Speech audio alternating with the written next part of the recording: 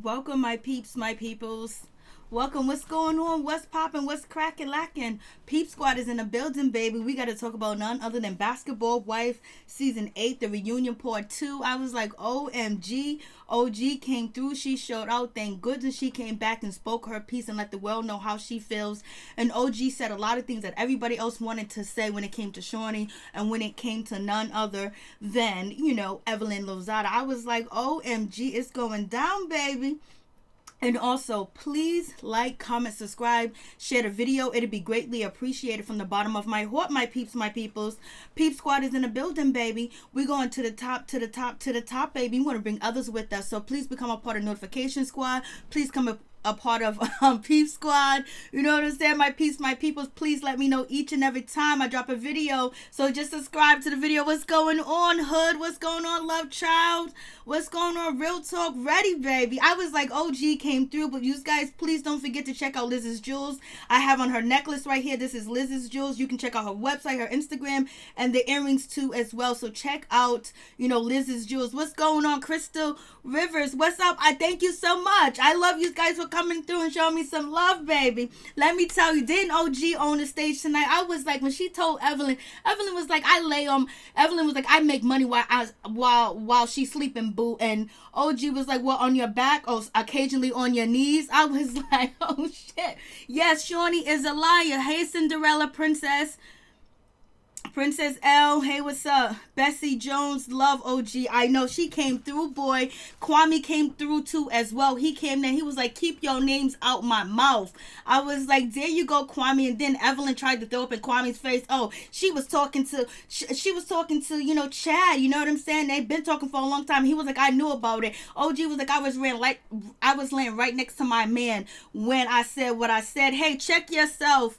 What's up, Mr. Check Yourself? Hey, what's up? What's going on? I was like, damn, I can't believe, you guys want me to call her LaQuisha, but, it's Malaysia. I can't believe that she got up and she left. She didn't want to be confronted. She couldn't deal with it. And it really shows you that, damn, Malaysia can't really articulate anything. She can't even get her point across. Like, damn, she's so angry and so mad. Like, it seems like Malaysia's depressed out here in these streets. And it's like, damn, you got up and left when we was going to talk about the subject about Anthony. Then we have none other than Shawnee.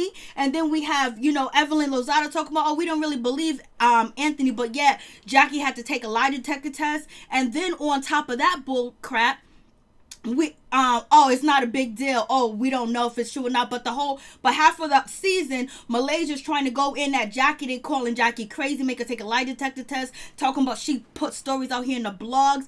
But yet we get to reunion and Malaysia don't want to address it. They don't even want to talk about Anthony. And then Christian Scott's gonna be like, oh, you knew him first. No, I was like, yo, could you believe that? I was like, oh my goodness, Malaysia is the weakest link. If anything, they need to not bring her back because she didn't even do her job at the reunion. She didn't show up. She didn't show out.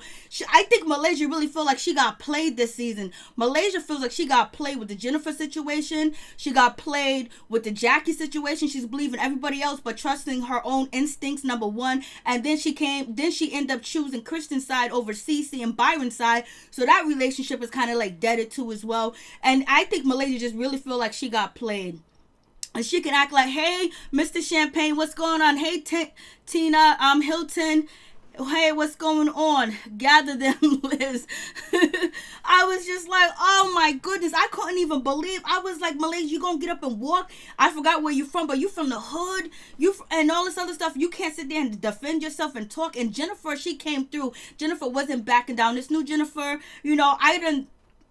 I done did plenty of videos on Jennifer Williams, but she came through and like she said on the TV show, I'm sorry if I said anything, if anything negative I said affected your daughter or something I said affected your daughter. Not that she owned up to it, that she said something about, Shanice. But I was just like, oh, O'Neal can't be trusted. I am not watching it after OG debacle. I mean, it was crazy. Sag Simmons, hey, what's going on? Christian is annoying. Yeah, that fake crying. And it was funny when Mark was like, the host was like, so it seems like, when you heard that information about, Thomas, like it was the first time you ever heard it, like, cause she really flipped out. She act like it was the end of the damn world, baby. And then she knew that that recite gun kills me. I was so proud of Jennifer. I was proud of Jennifer too. Um, Nestle, I am so glad I did not watch that mess. Oh, but they don't get my view, so it's all good. Hey, I am here, new viewer. Hey, Regina Morris. Regina Morris. What's up? What's going on? I was like, these people, I just can't believe that Malaysia walked away, and then Shawnee couldn't even stick up for herself and say the real reason why she didn't want Jennifer there. We had to have Evelyn do it. Evelyn was like, well, it's because she slept where she accused her best friend of sleeping with her baby's daddy. Evelyn don't even got no respect for Shawnee because she didn't even say her ex-husband. She said her baby's daddy. How come you couldn't say ex-husband? You know what I'm saying? Or babies that is children's father. I was like, yo, Miss Me were all like, they went way too much. Real talk. They brought the audience that didn't even watch the show. You could tell they were really confused and lost.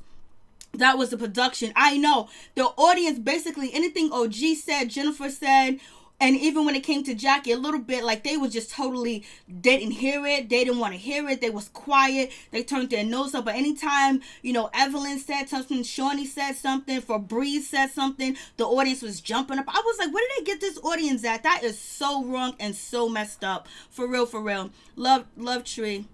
Love Child. Tree, do you believe we should boycott this show to get it removed from VH1? I believe everyone should send a message, and only way you're going to send a message is through the sponsors. And the sponsors are on VH1. After you watch Basketball Wives, you'll see all the sponsors. Like Shawnee, she has Degree Deodorant sponsoring the show. And there's Geico Insurance and some other places that are sponsoring. Like if the people say, hey, listen, I have your insurance. I'm not going to continue with your insurance, a blase and a third. That'll be the best way. That's the only way. And then on top of that, Shawnee needs to do something. Shawnee at the end of the show going to talk all that bull crap that she was talking. Oh, one day I'll have a talk with OG. Why not have a talk with OG then and there? Oh, you sorry for OG, but yet you still did not say anything to Evelyn that Evelyn did anything wrong. You see how Shawnee got off stage when everybody was going, sat down with Mark Lamont Hill, sat down with him, and then said, well, no, I'll have a conversation with OG one day. I was like, come on, you couldn't even tell Evelyn that she was wrong. You couldn't even say anything to her face. Like, Shawnee, you are just, where's your backbone at? Like, come on. OG read all of them. Yes, she did. Yes, she did. Lady M, I know that was disrespect for baby's father. No, it's her ex-husband. Get it right. P.E. Maybe the real reason Malaysia left because Jennifer called her out by her real name, LaQuisha. I know everybody in the comments be saying, stop calling her Malaysia, call her LaQuisha. And Jennifer was like, LaQuisha, and she said, you are classless and petty. And that must have hit home. And then OG read them about their looks, talking about, I'm secure with who I am. I'm secure with what I have. I'm happy what God gave me, a blase and a third. You know what I mean? But I wanted you guys to, I don't know if you guys remember this, but Stevie J from Love and Hip Hop, he was on the Breakfast Club, and one day he said that, he don't even look at a woman unless she got $10,000 breasts. He was like, this is how we do in Hollywood. This is how we look. Like, you spend, like, she had to spend like 10 grand on her teeth to look good. And so I think Malaysia, Shawnee, Evelyn, all of them are down with that type of lifestyle. They don't even know natural beauty. And then them men, just like Stevie J, only want plastic women. But I don't think Faith is plastic. I guess he went back. You see, Christian staring to get nervous when Jackie said that you know who Anthony is, and Christian tried to switch it up real quick. No, Christian was like, yo, you know him first. Only reason why I talked to him is because he was your friend. I was like, girl, we got pictures of you and pictures with you out to lunch, pictures with you, talking to him on social media. Like, come on. Like, I already did videos on that. Why are you lying? Like, she stayed lying. I mean, she stayed lying. Like, damn. She wants to give Byron and CC that fake apology. You ain't sorry. You just happy that you on the show. You just happy that Shawnee and Evelyn gave you a bone. It's like, damn. And Malaysia, was like a whole lapdog. Like, Malaysia didn't even have her own thought this season. I was like, And so we get to the part where, they want to try to make OG look bad because basically she was just like, yo, listen, Thomas is not Byron's biological son. It was like, oh, it's so awful. All the audience was like, they was doing all that. They was all with the motion. Yes, Christian is such a liar, Tina. Yes, she is. Evelyn, P.E. Evelyn and her crew took another L from Princess OG.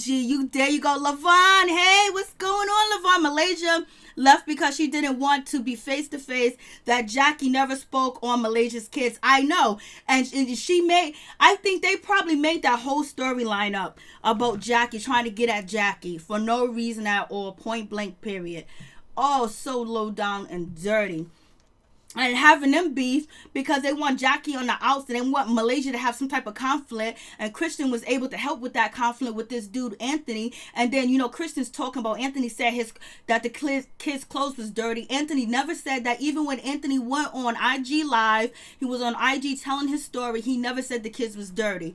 And, you know, Jennifer paid it dust. Jennifer was like, I never talked to the guy, I ain't never met him, I never had no assistant named Ashley, I don't know what y'all talking about. They used Jackie because Jackie's gullible, and it was giving Jackie information, and Jackie just ran with that information, trying to basically solve the problem or the case, and then it turned around and it backfired on her. Sag Simmons, Malaysia needs a water pill. Those ankles were mad swollen. You too much.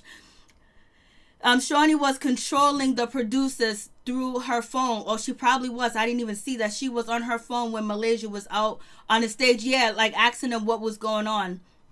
So I was just like, so they're getting on OG, basically talking about, you know, basically OG was saying they think I have an attitude, they think I have a problem, you know what I'm saying? And it's not the case. They're trying to make me the angry, mean black girl just because I say something. But only reason why I said what I said to Kristen is because she been jabbing, and I just jabbed better back at her, and that was the case. She's been poking. You got Kristen, oh, she said something about Thomas. Like, come on, girl, you've been out here acting fugazi, you know, throwing everything you can at CC and Byron at their marriage, talking about he's cheating, all types of stuff you've been throwing at Byron. He's a bad grandfather, all types of things that you said about him, lied about him going to dinner. Now you're gonna be like, she gonna look at the camera and say, I'm sorry. So OG was like, yo, I just did it better. That's how it just how it was. And so then they took a poll. So they took a poll to see how many people knew about the situation, and Malaysia raised her hand, said that she knew, and Kristen Scott was like, I knew, of course you knew. And then to me, I think the rest of the ladies was lying, because I did a video on this. When Byron Scott entered the NBA, you know what I'm saying, he had married Anita, and she had already had the 1-year-old son, which was, you know, Thomas, and then they had kids after that. And you don't think everybody in the league knew about that, you know, Thomas wasn't his biological son, because Byron Scott played with Shaquille O'Neal, Magic Johnson, he played with everybody. They all knew him, you know what I mean? He's in the Hall of Fame, you know what I'm saying? And he was a coach too as well. So they keep that stuff a secret. They don't go out there and tell people. Kobe Bryant and all of them, they all knew, but they gonna act like they didn't know.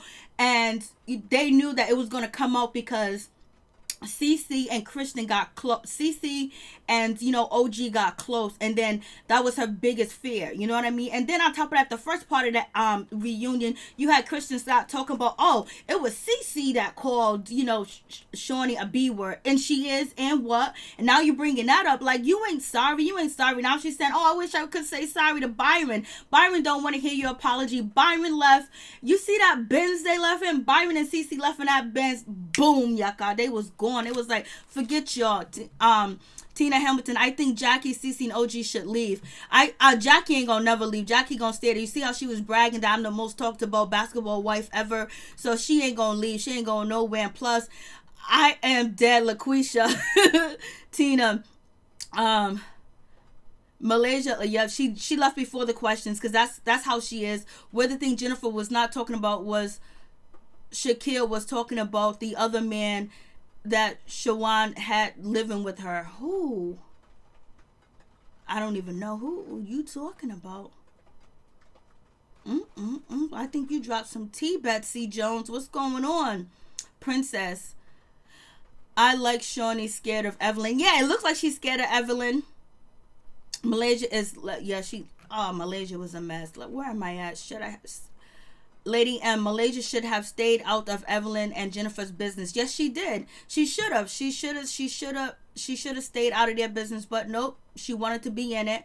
But I think Malaysia jumped into the business because Malaysia said that she heard Jennifer talk about, you know, Evelyn's kid, or no, she heard Jennifer say Jennifer was trying to get Evelyn to basically Jennifer was trying to get Malaysia to basically bring the rumor to Shawnee and basically try to set her up. So that was Malaysia's stance, that, you know, she was going to be used as a tool basically to get the rumor to Shawnee about Evelyn sleeping with ShaunieONeal, and she didn't like that because then it kind of came out that it was a lie. It only fell apart is when Jennifer actually went over there to Evelyn's side, and that's when it fell apart, and that's when Tammy was like, oh, you're gonna be fake with me too, so you know what, I'm just gonna let it out. And but then basically, you know, Evelyn Lozada, she defended, you know, Jennifer basically, and she was going to defend Jennifer anyway because she wanted Jennifer away from Tammy Roman, so Tammy Roman won't have an ally and won't have a big name like Jennifer that's on the show and being friends that can go against her and bring out all her secrets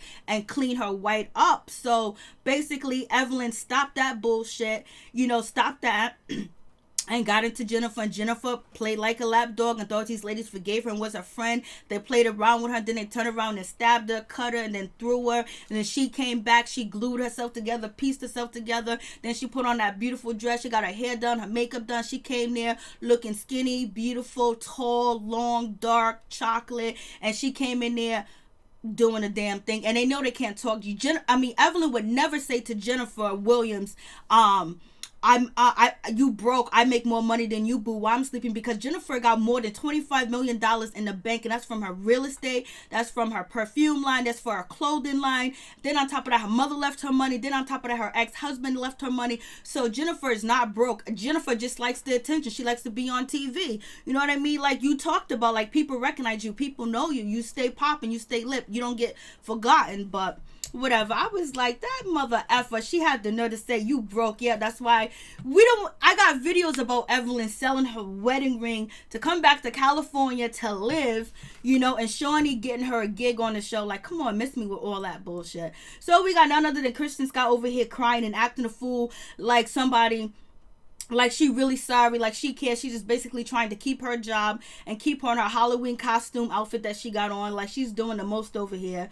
And basically, you know, Kristen is basically too much. And so, you know, OG was like, you lying, Malaysia, you did not even know. So do you guys believe that Malaysia knew, or she didn't know that Thomas was actually Byron's, you know, stepfather? And, you know, I don't know if that's the case, because only way OG could say that is only because she had to get the information from Thomas and she had to get the information from Cece. So Thomas had to tell OG that, you know, Malaysia don't even know. So that's how much Thomas don't like Malaysia if she didn't know. And that's how they wasn't feeling Malaysia at all. Like probably from the first time Cece got on the show, they wasn't feeling Malaysia, point blank, period. Like what's going on with that situation? So, you know, OG was like, she's lying. So do you guys believe that, you know, Malaysia knew about Byron Scott? Kristen dressed like she looks. Tina, you bad. Cole, where the hell is Ayana? She's somewhere chilling, having a good old time. Tevin Gibson, hey, what's up? She did not know. I don't think she knew because OG was too confident. Only thing OG was too confident is that Evelyn didn't speak Spanish and Evelyn started speaking Spanish, but it seemed like she was speaking broken Spanish, and the only words that she can use in Spanish is all the words that we know in Spanish are the cuss words and stuff like that. So, you know, and OG was like, you tried to be like me, baby. I came on here representing, I'm from Nigeria, and then all of a sudden now you trying to rep that you Puerto Rican, you Afro-Latino. Then you see, I think I got the picture where what's her name, Evelyn goes like this, see, I'm Afro-Latina. That's why she darkened herself up, because she was going to use that line that she was Afro-Latina, and that's why she had that dark ass tan on, and she's trying to play us and play on our intelligence. Like, miss me with that bullshit. Fubu Febreze lace front was a mess. Kristen sure won't be coming back. CC is her storyline. They might use her to be a lapdog. I don't see why she would. I don't know. It's still up in the air, because the last interview that CC did, she said she doesn't know if she's coming back to Basketball Wives. She doesn't know yet. I don't think she's gonna be able. I don't think she want to deal with this shit. She got too much going on. Best choice. OG had mercy tonight. She slashed Evan. She made money laying on her back, said OG. And she said sometimes you make money on your knees. And then she said everybody knows that you're an industry hoe.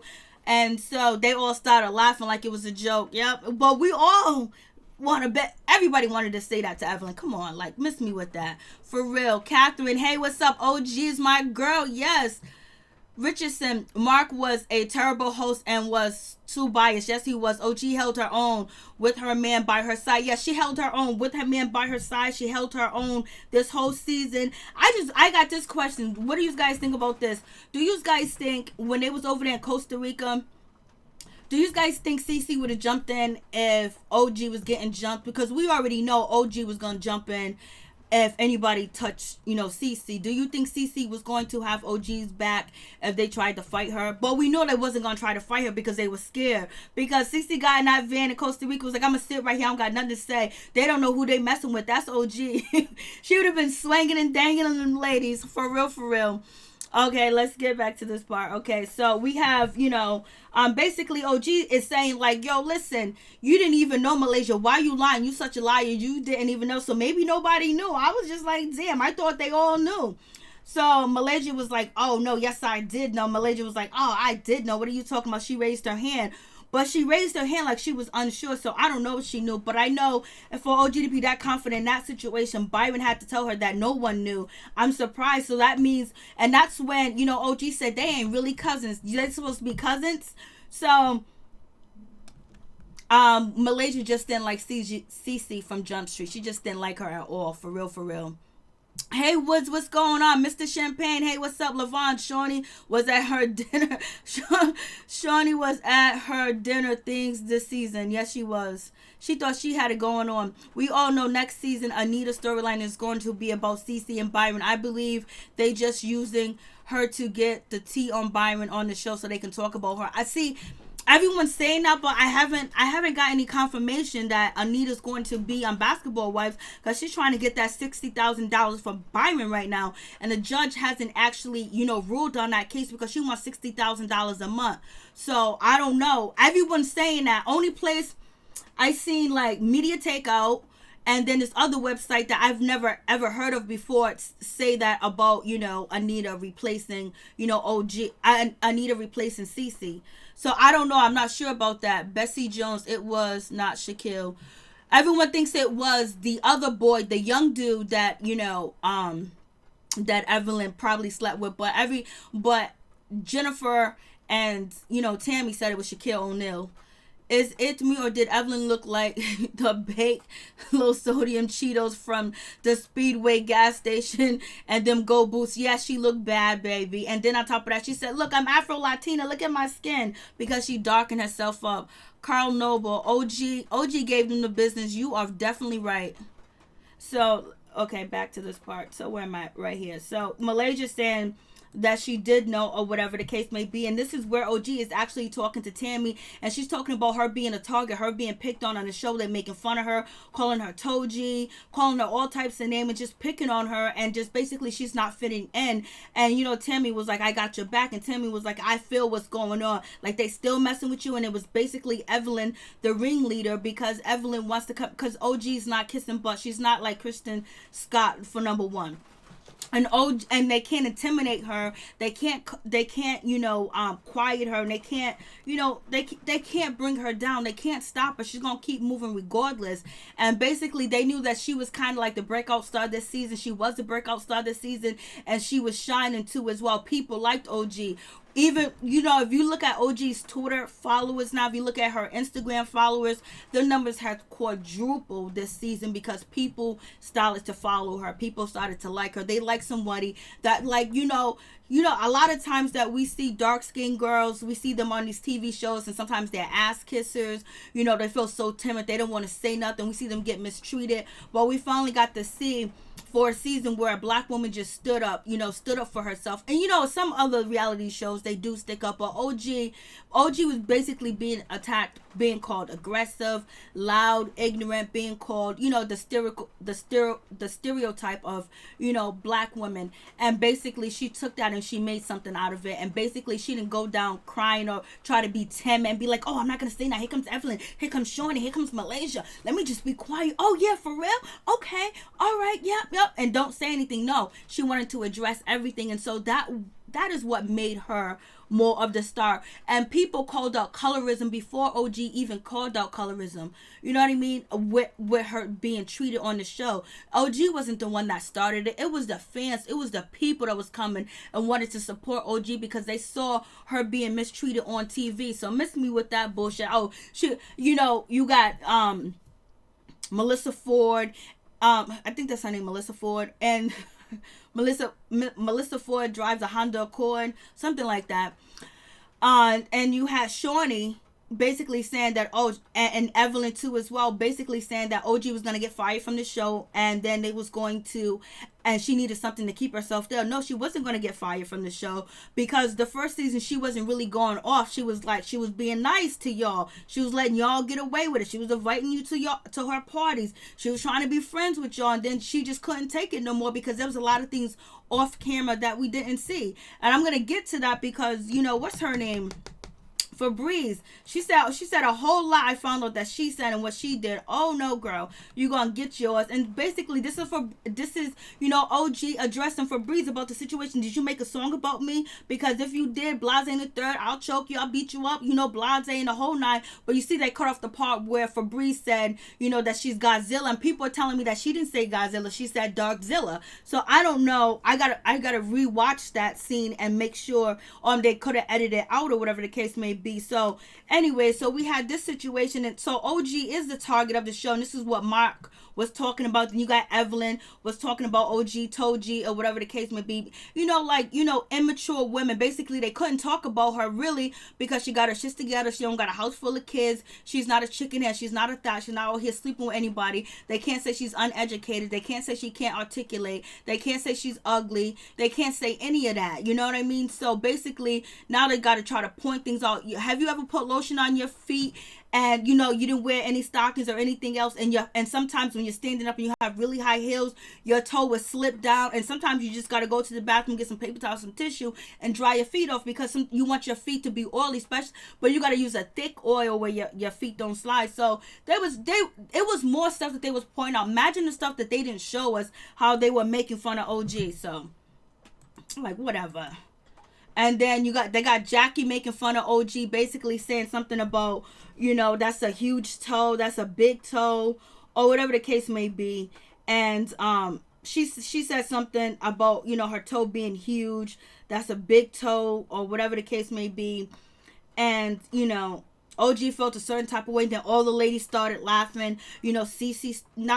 Christian started laughing. None other than, Febreze, she started laughing. Shawnee was laughing. And then Evelyn was laughing. They thought it was so funny because basically they was trying to make fun of her. They was trying to ostracize her too as well. And they also had it in that little corner trying to isolate her, make her feel bad. And they're all laughing at her except for, Jennifer and Jackie. I don't think Jennifer was laughing. Jackie was like, oh shit, I just said something that I shouldn't have said. And she said, Jackie said that little piggy has Rosen. And then everybody started laughing or whatever. So then, yeah, she, Raw Honest Tea, hey, what's up? She said that little piggy has roast beef. Yes, she did. And so I thought it was gonna be something crazy or whatever the case may be, but it wasn't something crazy. OG and Jackie didn't go at it, and then they asked OG, does she think Jackie's her friend? And Jackie was like, yeah. OG was like, yes, she is my friend. So I was happy that it ended that way, that Jackie and OG didn't start arguing or saying anything to each other. Like, they didn't give them anything to basically laugh at or try to make OG feel like she was even more by herself, because that's what they tried to do, isolate her and try to laugh at her and make jokes and stuff like that. So I was just like, yo, they be doing way too much. These mother effers are just low down and dirty.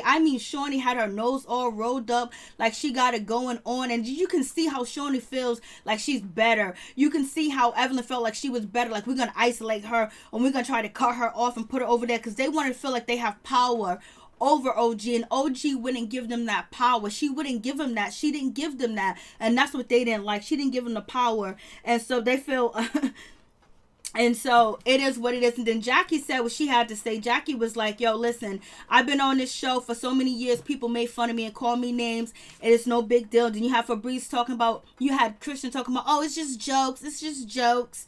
Like, come on. Like, it's just jokes. You don't even like nobody talking about you, Kristen. Nobody can say anything about you.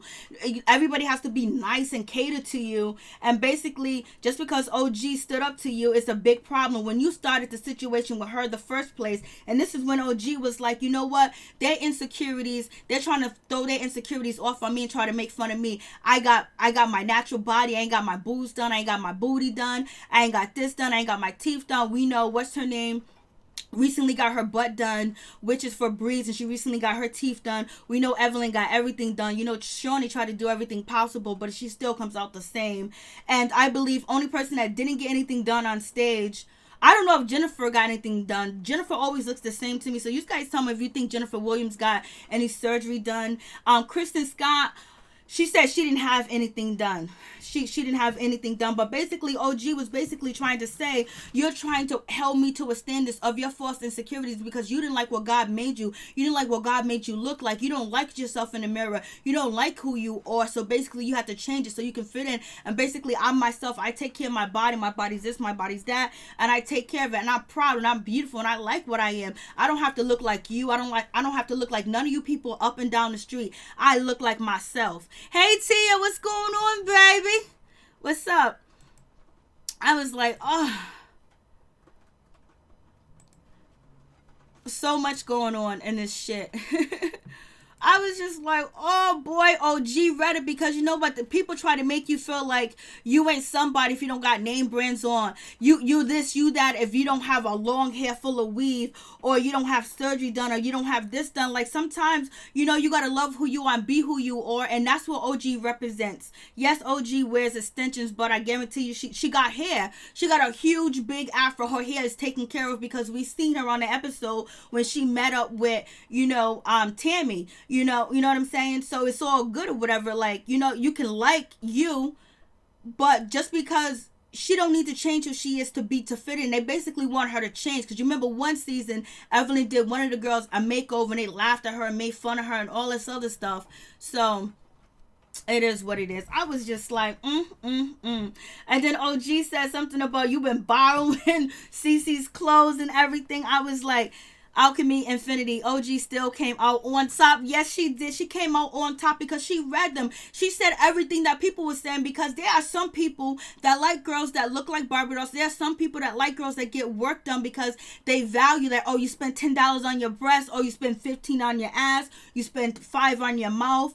Or whatever the case may be. But there are some people that genuinely love natural, beautiful women. So don't, just because you are plastic, don't try to throw your insecurities off on me. I'm just as good as you, but you think you better because you invested money in your looks, but you didn't invest money in your education or your brain or who you are as a human being or how you represent yourself. So you're going to go down in history as a nasty, nothing mother effer. You know what I mean? So it is what it is with that situation. I was just like, They be doing the most, baby. They be doing the most for real, for real. So we have that situation. So you know Kristen Scott had to say, I didn't get no work done. You know her. She be doing, you know how she is. She's always like, me, I. And this is Evelyn Lozado looking all evil like she looks because she getting told off about herself because she had to get everything done. She even darkened herself for the reunion. Like, yes, they do have low self-esteem, Rose, for real. I'm like, miss me with all that bullshit. Like, come on. Like, did you see what she looked like? A disco ball. I was like, why Valentina? This was a shitty show. Yes, it was. They hated that OG was proud and confident of African. It was colorism based on OG. Yes, it was. They did not like, because she was natural. She liked who she was. And she stood, and she didn't want to look like them, and she didn't act like them. And she probably put lotions on her feet a lot of times when she came around them because she wasn't even trying to play these games with these people. I was just like, mother suckers. But that's okay. OG read their rights. And she said, like, OG said, I'm educated, I'm smart, I'm articulated, I got it going on, I got a personality, I got a mind, I got it going on. So basically, it is what it is with the situation. So Evelyn basically thinking that, she's running this ship because, she's running Shawnee. And so Shawnee, this season's never going to run away from Shawnee. Shawnee's going to be walking on eggshells every time you turn around. She might not care, but once she lose them sponsors and once people don't want to be on her show and somebody create a better show than Basketball Wives with the same type of, stigma, she's gonna be out the building. Hey Lita Martinez, hey, what's up? Hey Beauty, OG is witty and verbally fast on her toes. She will sizzle your soul with just her words. And yes, she did. She came through. Elaine Rogers, hey, what's up? Evelyn outfit was delayed. It was delayed. I don't know where she got that cheap outfit from, but it probably wasn't cheap, but you know what I mean. So we have that situation. So I was just like, these ladies were really trying to sit there and laugh at OG. Did you see when I was talking about this, the OG's toe, they was all sitting there laughing, trying to get at her. Imagine the filming with these ladies, what they were saying and what they were doing and pointing out things and trying to make her feel uncomfortable. But that queen spirit came up. That I love myself spirit came up. You know what I mean? And they couldn't do it because OG plays sports, and you know what I mean? Like, so she's a team player and she wants to be a coach now. So she knows the mentality of another team trying to tear you down. And then on top of that, she knows her history. Kristen trying to be relevant. Trash. OG got them. Priscilla, you know what I'm saying? Carla, all of the women sitting there over there with Shawnee, how do they constipated? You are, because they were so mad because they didn't know how to address OG. They didn't know how to address the situation because they were guilty. Because if anything, Shawnee should have said, you know what, there's nothing like that. Let me just tell you the truth, OG. We were scared of you. You probably could have beat us down or anything like that. But I love my sister. I love my black queens. I got dark skinned kids. Ain't nothing wrong with you. But some of the ladies are timid. Like, you know what? I want to get to know you, OG. What can I do to make it better? Because that's what a boss does. That's what somebody does that want to save their show. You know what I mean? They didn't deny anything. They didn't deny anything. It was like, oh, she's doing too much. She's doing too much. And Malaysia said in the first part of the season, oh, it's because nobody want to mess with you. Always jump in everybody's business. But what did Malaysia do? She jumped in CC and Kristen business. What did Evelyn Lozada do? She jumped in CC and Kristen business. What did Shawnee do? She jumped in Jackie and Malaysia business. What did Evelyn do? She jumped in Jackie and Malaysia business. What did, Fabrice do? She jumped in everybody's business, but she felt like Jackie was the easy target, so that's why she tried to target Jackie. I was like, these people make me... I was sitting there, I was like, yo, here goes Shawnee with her nasty attitude and her face, like your face and your facial expression, the way that you was doing your mouth and everything, like homegirl said, you look constipated, baby. And Shawnee was basically, trying to act like that she wasn't a target because Mark Lamont Hill was like, so it seems like you was the target, OG. Yes, she was the target. And OG said it was because they're colorism, because she was dark skinned, she loves herself, and they didn't like that because you never see them talk about their heritage or their race or bigging each other up or Shawnee even doing anything cultural. She don't it's just like, she just stuck in that Hollywood type of lifestyle. She think her shit don't stink because she got money from Shaquille O'Neal. She's on this show. She got a weed business. She's doing the best thing in the world. She got it going on and she's popping. That she don't stop and see that maybe her action and her behaviors could be affecting somebody. Because what you do to somebody else could turn around and be done to you. And sometimes the mother and the father, the children pay for the mother and the father's sins. So when it comes back to her, then she'll be all right. But Shawnee didn't act like a boss. She act like she was Evelyn's puppet. That's what she act like. She couldn't even say Evelyn did anything wrong. She couldn't say anything. You know why? Because she was afraid and she was timid. And let me tell you right now, if what's her name, Malaysia, Kristen, and ShaunieONeal, if they did not know if they did not have a relationship with Evelyn, they didn't know who Evelyn was, there was no way they were going to let a person like Evelyn come and treat them the way that she treated them and talk and say the N-word and act all crazy around them and be disrespectful. But they think, oh, Evelyn likes me, I'm in her good graces, she's so, and they worship Evelyn and her feelings, but they wouldn't do that to anybody else. Like, they wouldn't let nobody else come in there and treat other people like that. But Evelyn gets a pass because she's all the way up Shawnee's butt, and she's also Shawnee's robot that would do anything anything and everything Shawnee says, because Shawnee might be the one that really have the problem with OG. She might be the one that have the real problem with OG. Like, it may not even have nothing to do with Evelyn, that she just can't stand the girl because, you know, Shawnee said throughout the season that, you know what, I should have took some time to get to know OG. I should have took some time to know her, but I didn't get a chance to because you didn't want to. You didn't like the way she looked. You didn't like the way she dressed. She wasn't a quote-unquote Hollywood look or the Beverly Hills or the LA look, and that's why you didn't want to get to know her. She actually had her own career. She actually had a career before coming on basketball, but yeah, you got to know Kristen Scott. You got to know everybody else and sat down with them, but you would not sit down with OG. You would not have a decent conversation with her without having a crew around you. You never gave her one-on-one. You never tried to. And now you're going to say at the end of this reunion that you wanted to give her, you're going to talk to her at a different day, at a different time. Miss me with that bull crap. Like, this lady is way too much. She is so fugazi, and she protect Evelyn for what she was doing and what she was saying. They went around for a couple of weeks now trying to discredit OG, call her a liability, call her a liar, make it seem like she's crazy and she's insane. You have Evelyn calling her crazy. Like, she's not crazy. She's actually you know, she's actually putting her bullies and the racist people online. She's actually put them on deck. She actually letting people know who these people are. She's actually, you know, standing up for something, and they don't like it because they just wanted her to kiss and lick. They wanted her to tap dance, and she ain't tap dancing for none of y'all. She tap dance to her own tune, baby. I was like, I can't stand these ladies.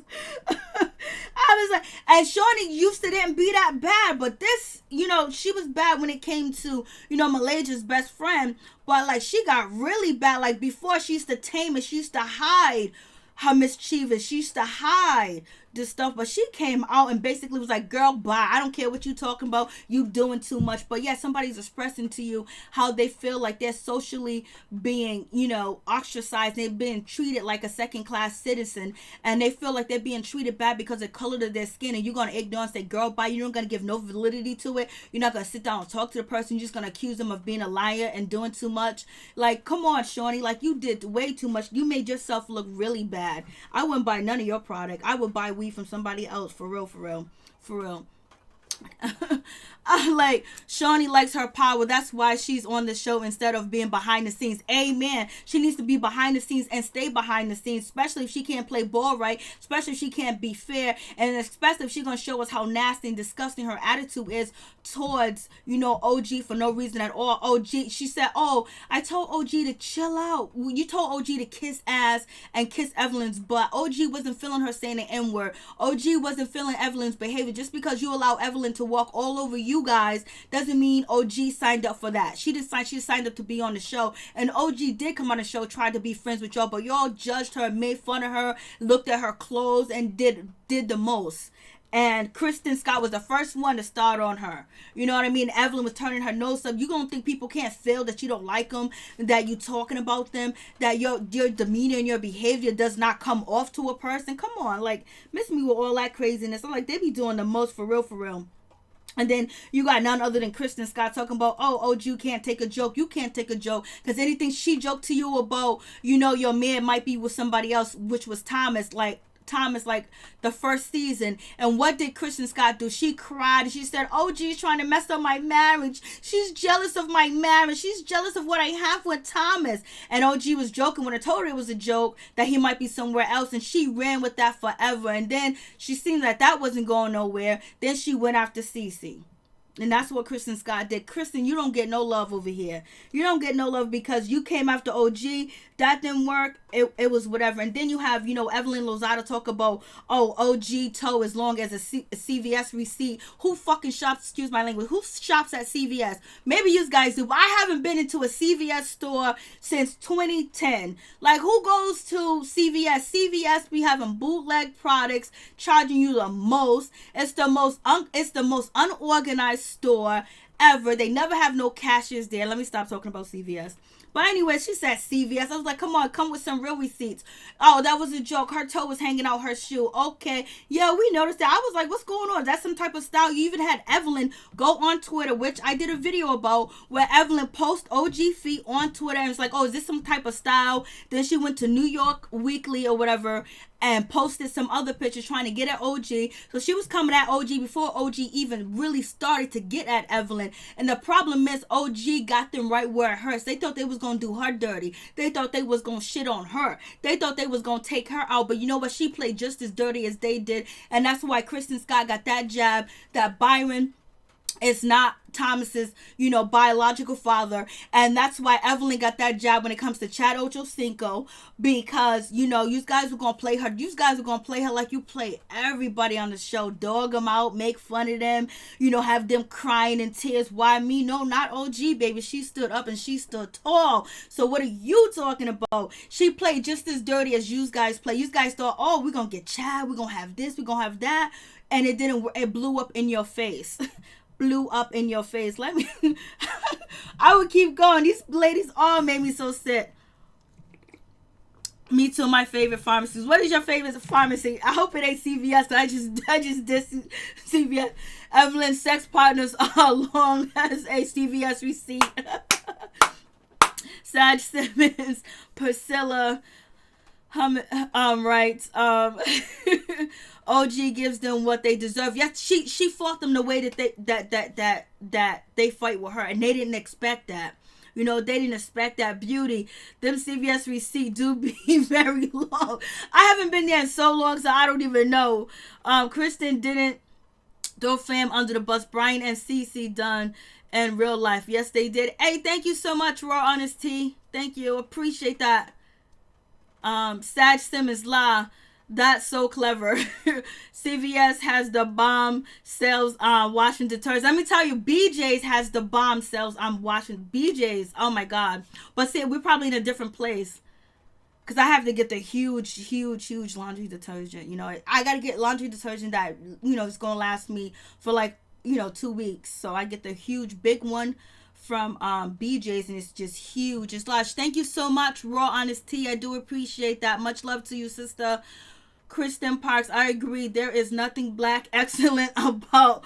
Yes, Shawnee had the nerve to say, I wish her black excellence or whatever. So this is the part where they're going to try to get on Jennifer and try to shame Jennifer or whatever. Why did you come to her event, Malaysia? You're the one that really didn't want to make up with Jennifer, but you came anyway because you saw Evelyn going towards Jennifer and forgiving her and hugging her in San Francisco or whatever. Excuse me, so you went to her event. If you wasn't feeling Jennifer, why did you go to her event? Anyways, and you think you wasn't going to take pictures? It was going to be on TV. Miss me with all that. They just be doing the most. And then so, OG said to Evelyn, you know what, you never gonna find no man, because ain't no man gonna be with a woman that starts chaos all day and talk about people all day and always running their mouth. And then this is when Shawnee said, but yet you here. Shawnee, you are dirty. I heard you, Shawnee. And Shawnee said, but yet you here. I was like, Shawnee, you needed her there too as well, because if OG didn't come back, there would not be a part two. For real. If OG did not come back, there would be not a part two. And then CC leaving because you guys, your plan was to jump on CC. She was gone. Tammy said months ago that she wasn't going to the, reunion. And you guys done lied on Tammy to try to get OG in that room. But OG just came out and she spoke for the people, because OG knew, her Instagram, her Twitter, that shit jumped up quadruple numbers. So she knew, she didn't want to run. She wanted to say what was on her mind, baby. Sometimes when you put in a bad situation and you don't want to talk to the people, you just want to be gone and let it be and forget about it and move on. But then that little part of you was even though it's not a good situation for you, a good setup for you, you just be like, you know what? I'm going to go anyway. I got to say what I need to say. I got to get this off my chest. I just can't do this through Twitter or Instagram. And she came back and she said what she needed to say. And she had a man there supporting her. Social media. Where's social media at? Hey, Sonny. Hey, what's up? What's going on, baby? A Black Pix Life. Hi. Hey, what's up? What's going on? Hey, what's up, Carla? Where's social media at? But anyway, so we got that situation. So that now they're about to get on Jennifer and try to shame Jennifer. But Jennifer came through. Jennifer said, LaQuisha, the linebacker, tried to get at me. I was like, ah! No, I was like, Jennifer, you talk bad shit, Jennifer. Jennifer was talking mad shit. Jennifer was talking mad. Jennifer was doing it. Jennifer was talking the business, and LaQuisha, and this just killed Malaysia. because, and then they brought up Malaysia, you know what I mean, Malaysia out there trying to fight, Jennifer and all this other stuff, and she didn't want to be brought into the middle. But OG said something really important. She goes, yeah, I'm sitting here and I'm isolated, but yet you have none other than Malaysia, threw a drink in Jennifer's face and tried to fight her. And then also Malaysia tried to get at Dom, and then on top of that, I mean, not Malaysia. Evelyn tried to get at Dom and she threw a drink in Jennifer's face. And then you have Malaysia trying to fight Jackie with her cousins and stuff like that. But yeah, I'm the one isolated. Like, come on, miss me with that. So she said this is very much discrimination, and Shawnee didn't know what to do because it's the truth. Like, how do you not see that? These ladies have been violent. These ladies almost fought. You know what I'm saying? And then they display so much, negative behavior and threatening behavior, but yet they're sitting on the main stage. You got OG isolated. So yes, Shawnee couldn't say nothing to that. She couldn't say nothing to that. Mark was trying to clean it up for Shawnee, but she couldn't say nothing to that. It was a done deal. And that's when OG said, I won again. It was discrimination. I won again. And Shawnee just turned her nose up, so mad. She was so upset. She was just like, I can't believe this woman won. Yes, she won in San Francisco because you guys tried to get her, and she tried to get at her in San Francisco about being in CC and Jennifer's business, and she out-talked you, outshined you in that situation when you had to shut up. And then on top of that, she outshined you in Costa Rica, and she has outshined you on the reunion. If it wasn't for OG, we wouldn't be talking because there was no reunion. Like, even Malaysia had to get up and walk away. She had to bounce. And they said, oh, and so that's when OG said, I won again. And Jennifer said, they said, oh, Jennifer caused a problem. And basically Jennifer is a problem because, when Jennifer said, LaQuisha, see the linebacker LaQuisha, I was like, girl, I thought Malaysia was gonna get up and run, but Malaysia didn't want to show that. And then they showed the part where Jennifer said, if I said something negative about Shawnee, then I say sorry. But she never said that I actually talked about your daughter. I don't know if Jennifer actually talked about Shawnee, but the story they had, but seeing how Shawnee lies now, and seeing how Evelyn lies, and see how Kristen lies, and see how Malaysia lies, and what Tammy has said, I don't even know if that's the case. But the story that they said about Shanice back in Miami, Florida, that shit was a real story. That was legit. That wasn't a fake make-believe. Like, that's why it hurt, because it was true. Shanice was taking care of the house. She was running the house. She was taking care of business. She was writing checks, paying the bills, while Evelyn was running around Miami partying, and Shanice had boys at the house, because none of them denied that wasn't true. And Shanice was basically the adult, and then Shanice got surgery done under the age of 18. Like, that's some real family shit right there. That's not like no whack shit. That's like some real family gossip, or like that's an insights type of situation. So basically now they want to get at Jennifer. They want to talk about Jennifer, and they want to talk about, oh, we didn't forgive her. Then they show the part where Evelyn's about to throw Evelyn throws a drink on Jennifer, which was wrong and disrespectful and low down and dirty, for real. I was like, yo, they are so messed up. But Jennifer came through. She was like, that's okay. It's all right. She was like, you guys gonna be upset about some pictures? She was like, buy them. Like she was, and then she was like, it's so, Malaysia is so classless and petty. Malaysia is classless and petty for, basically, scratching her out the picture. Like, yeah, that was real classy. I mean, that was really classless, and that was really disrespectful, because it was for her mother event. So your pettiness, you showed up to a charity event to support her, but yet you're gonna crop her out the picture because you don't want people to think that you're cool. But why did you go to her event in the first place? Being at her event will make people think that you're cool, because if I ain't cool with somebody, I'm not showing up to their house party. I'm not showing up to their event. I don't care if it's a charity event for anybody. If I'm not cool with you and I don't like you and I don't mess with you, the last thing I'm going to do is be in your presence. You know why? Because I got better shit to do. But you was there because you wanted to be on camera. You wanted camera time, and then gave yourself a little bit of a storyline. Then Evelyn's going to act like she wants to be Jennifer's friend. The reason why Evelyn and actually Jennifer turned their back on, Malaysia and Evelyn turned their back on Jennifer because Jennifer basically kept with the rumor that she believes that she didn't talk about Shaunie's, number one, and then on top of that, that Evelyn slept with Shaquille O'Neal. She did not change, she did not derail from that fact, and she said it to them again. And so therefore Shaunie called the shots behind the scene and told them, you know, don't mess with her. And they cropped her out the pitch, and then that's when Shaunie was like, I'm not gonna invite you to our trip. Nobody wants to go to your damn trip. I bet she had a better time not going to that trip. Sag Simmons.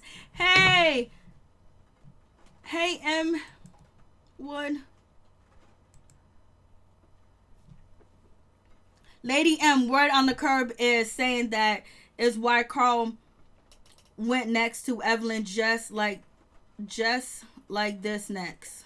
Oh, he kicked her to the curb because, you know, look like she said, like OG said, you can't honestly believe that Evelyn's a loving, caring woman when it comes to her being in a relationship, because she has to be number one. It has to be her way or no other way. You can tell that she's very fussy. You can tell that she probably put the guys down, and she probably thinks that she's the best. She's the best thing that ever happened to them. She's the best thing next to sliced bread. And she probably has that nasty attitude with them. So that's why no one's going to stay around. And then on top of that, she keeps showing these nasty behaviors. Like, if you're going to speak Spanish on the show and tell us that you speak Spanish, why can you articulate something that was nice, something that was elegant, something that was nice, something that showed us that you was worth something? You didn't. Like, you cussing in Spanish? That's why Afro-Latinos don't claim you. Most of all my videos, all the Spanish people or the Latino people, that was like, she do not represent us and she can't get into our audience. One of, you know, Evelyn Lozada's interviews that she did, the dude was like, how come you don't tap into the Latino audience? And I said, because they don't want her to represent them. Nobody. Would you want Evelyn to represent you? Would you want her to represent you? No way at all.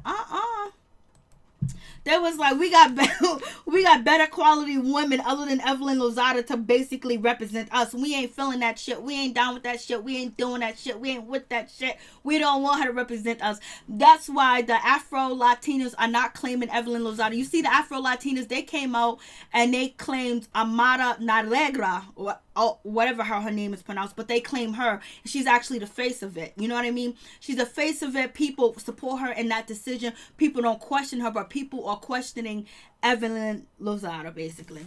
I was just like, yo, so we get to the Jennifer part. So they crop Jennifer out the picture and basically trying to shame Jennifer and trying to make Jennifer feel bad or whatever the case may be. If you guys have any class, you would have never showed up to her mother's event. You know, you guys wanted camera time too as well. And you guys probably already knew that you was going to turn around and double team her and be fake on her. And that was just the case. It was a matter of time before Shawnee and Evelyn and turn on her, because Malaysia basically wasn't going to mess with her at all, but she started to be cool with her, come to the event and basically had Jennifer around her or whatever the case may be. But once Shawnee realized that Jennifer wasn't going to, you know, take them rumors back, they have to follow suit. And so this is Malaysia, you know, cropped out, you know, Jennifer, and they think, oh, so cute, Malaysia. Oh, you so classy from doing that. Like, that's so nice. Like, you went to an event to celebrate her mother and basically donate to a charity, but you so petty and classless. You had to crop her out because you don't want people to think that she's your friend, but yet you want to show with her too as well. And only thing that she tried to, if the story's true, Jennifer was trying to get Malaysia to tell Shawnee the rumor that Evelyn Lozada slept with Shaquille O'Neal.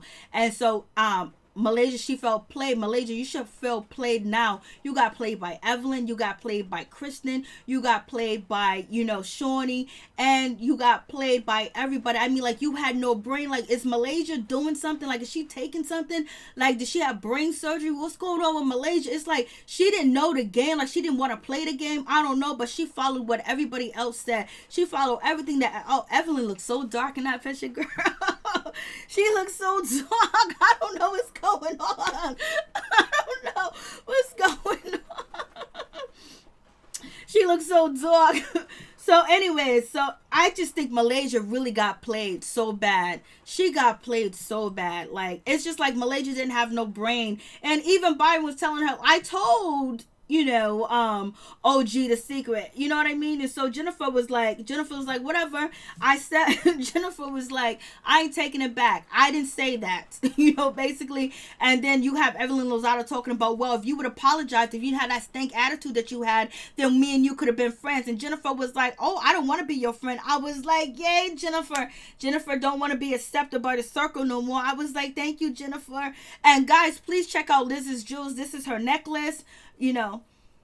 See, this is the necklace, Liz's jewels. The website is right over there, and also her Instagram. Check out Liz's jewels and get you some jewelry, baby. Look luxurious too as well, and it's affordable, no lead and no nickel, baby. So Jennifer was like, I don't want to be your friend. And Evelyn took that. Evelyn thought that Jennifer was going to beg her back and be like, I'm sorry. Thank you, Jennifer, for standing up on your own 2 feet. Thank you for having your brain. Thank you for not being brainwashed anymore, because these ladies have mistreated you and dogged you all at the same damn time. And it is what it is. And, Evelyn talk about, she didn't say these rumors. She didn't do this. Now, all of a sudden, the rumors are true. At first, Evelyn forgave Jennifer and basically forgave her. Hey, Natalie, thank you. How many black men on her hit list? I have no idea. Natalia, thank you so much. P. Lee, 1984, I agree. Thank you so much. I appreciate it.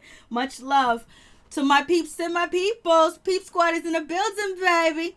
So Jennifer was like, bye. I don't want to be your friend. I was so happy for Jennifer just to stand on her own 2 feet, because Jennifer really is smart. Jennifer graduated cum laude or something like that. She graduated from one of the top universities. Like, Jennifer is a smart woman. She's not a dumb woman, but it's just that she wants to be in that circle, and everything like that. But she stood up for herself. Evelyn was like, oh, see, I would have been your friend. She was like, no, I don't want to be your friend.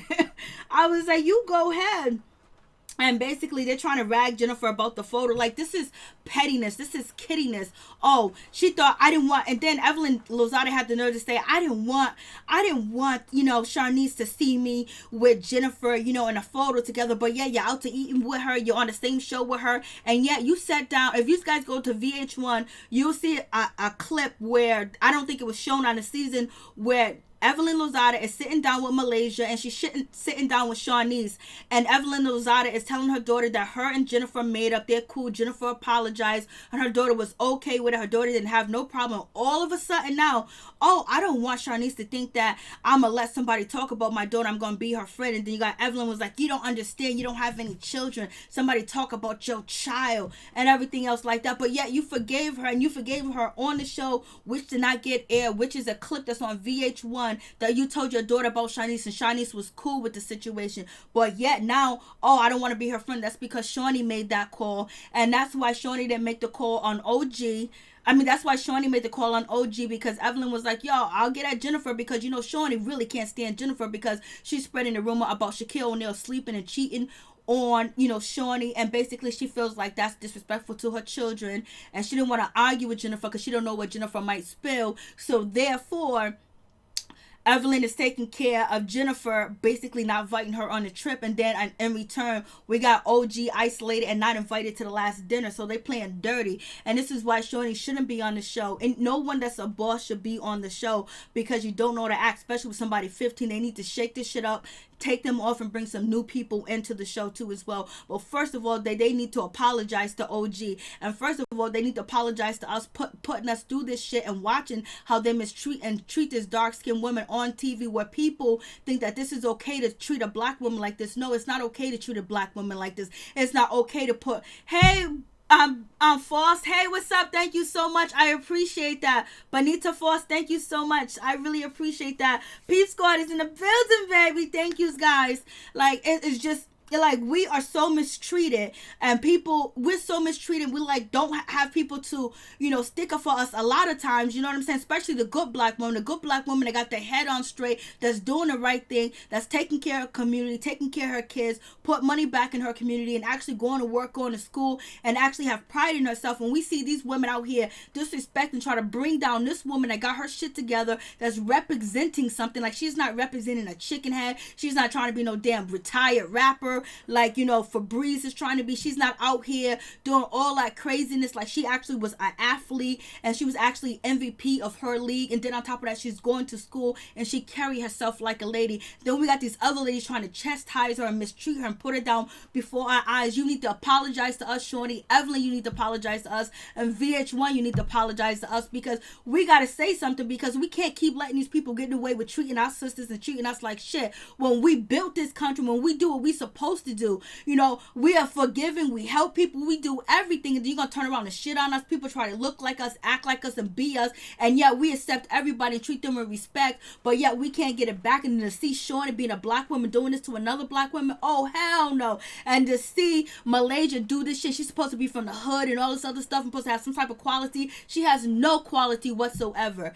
And Jennifer realized her mistake with OG, and she apologized and became friends with her, and always gave OG the heads up when Shawnee, Evelyn, or Shawnee, Evelyn, or Febreze was going to do something to her. I'm like, they are so dirty. They are so dirty, baby.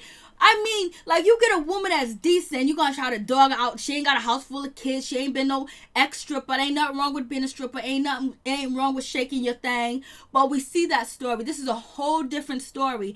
And she gets treated like this. You're going to try to isolate her and make the world think that black women are animals, that black women are aggressive, and basically we gotta isolate her because we can't control her. F you guys, F you Shawnee, and F you Vh1 for that, because that was wrong. You guys allowed that to happen. Nobody stepped in and do what they were supposed to do and do it the right way. They are so low down and dirty, because people just watch this TV show, and some people don't interact with black women, and then we go to places and we get treated like, oh, we're gonna be the bad guy, we're gonna be a problem when we come in peace, and we always in peace. Basically, we be just trying to hold on to the next day and get through the mother effing day. I was like, oh, they pissed me off so much. I'm gonna tell you, they pissed me off so much. So we have this situation. So then we have, basically, and Jennifer came to us, and I'm glad Jennifer stayed true to her word. Jennifer told OG everything, and then Jennifer went to CC and apologized that I never gave you a chance. You know what? And I prejudged you, and that's the same thing that they did to OG. But they in fact did not like OG, period, point blank, because she stood for something, that she is somebody. You know what I mean? And she's not connected to a man to be somebody. She's her own connection. You know what I'm saying? It's just like, yo, they're so low down and dirty or whatever. But then Shawnee goes, oh, I wish Jennifer the best, but there's a lot of people that ain't gonna be in this circle. There's a lot of people that can't be around. There's a lot of people, like, it's not a fit. You are not the fit, because you shouldn't be there, point blank and period. Let Evelyn stand up on her own 2 feet. If it wasn't for if it wasn't for Shawnee, Evelyn would have quit the show, because she could not take OG. Hey Tony, what's up? Thank you for coming through, Tony. Appreciate it. And so you have this situation, and so Shawnee's basically trying to wish Jennifer, oh, happy black excellence. How can you wish black excellence when you are showing the worst excellence ever? I'm like, oh, thank you so much. Someone needs to tell Oprah she used you. Yes, Natalia, yes sir, they used Oprah because they didn't do what they supposed to do.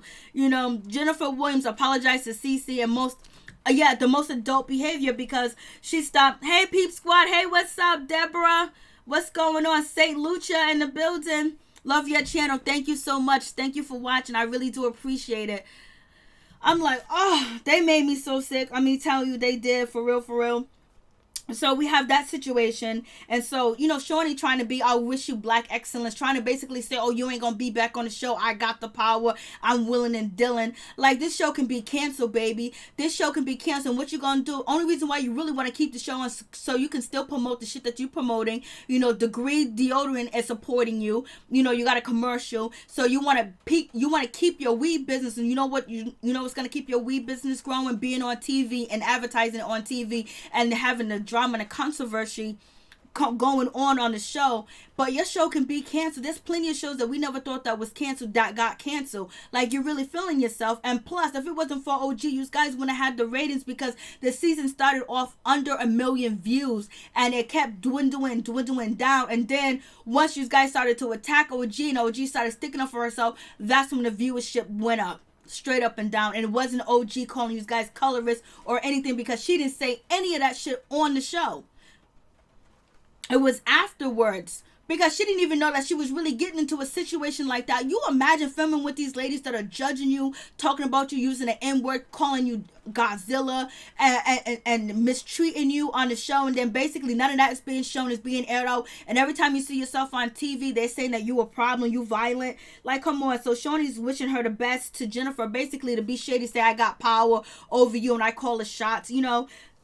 And it's just, and it's so petty. It's like, damn, girl, you had this power for 8 years. You still doing the same thing. Like, you can't even mature. You can't even be a better person. You can't even solve conflict. It's just like, damn, you know, ShaunieONeal has no conflict resolution skills at all. Like, how are you the boss of a show and you can't you can't eliminate conflict? Like, nobody respects you enough to listen to you. Like, you can't put people down and have a conversation. Like, you are not a boss. That's why nobody respects you on the show. That's why you really have no power. Only power you have is to threaten people, like, see you later, you're not gonna be on the show, you're not gonna be in a collective group. That's the only thing you can say. But you can't even be woman enough to say, you know what, this girl is not agreeing with this group. Let's see how we can make this happen. Let's have some conflict resolution skills. Let's see what we can do. You're supposed to be a boss. When you have employees, what are you supposed to do when they're not getting along? You're supposed to have intervention. You're supposed to have meetings. You're supposed to have all that other stuff. You didn't do none of that.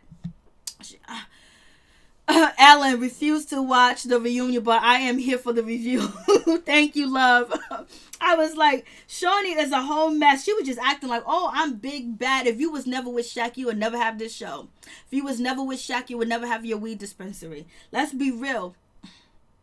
OG didn't get on the show because she's in a relationship with Kwame, because nobody really knows Kwame like that. We know he plays ball, but she's on the show because she used to be an athlete. She used to pay. She was MVP of football, the lingerie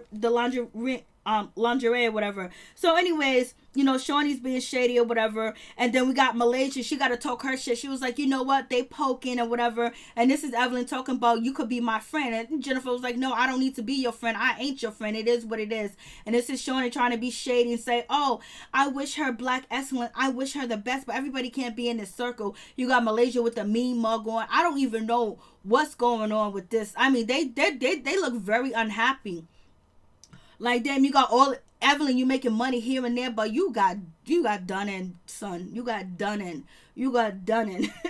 And so, you know, here's Malaysia talking about everybody's poking me and stuff like that. Malaysia basically is just trying to say that Jennifer used her, whatever the case may be. But I don't even think Malaysia knows what's going on. I don't think Malaysia even knows what's happening. I think Malaysia is confused than anything. I think she's just thought she was going to ride through the season and she was going to flow any way the wind blows. But she realized she had to pick a side and she didn't know what side to pick. So she picked the side that was closest to her, and that's Shaunie and Evelyn, because, you know, they'll make it easy than the beef with her. So now she wanted to beef with Jack, and she wanted to call OG here and there, and she knew she was wrong about the OG situation. They just made me so sick. Let me just tell you, they did. And Jennifer was like, you know, basically, you know, you can't use, and you got, you know, Malaysia talking about, oh, you know, you were saying this other stuff, Jackie's poking me, and then you have Jennifer poking me, you know what it is. And so I was like this and that, so I wanted to hit, I wanted to throw the table, and Blase in the third, you know, she's always playing victim. And then Jennifer was like, I'm sorry that you don't know how to use your words, sister, I'm sorry.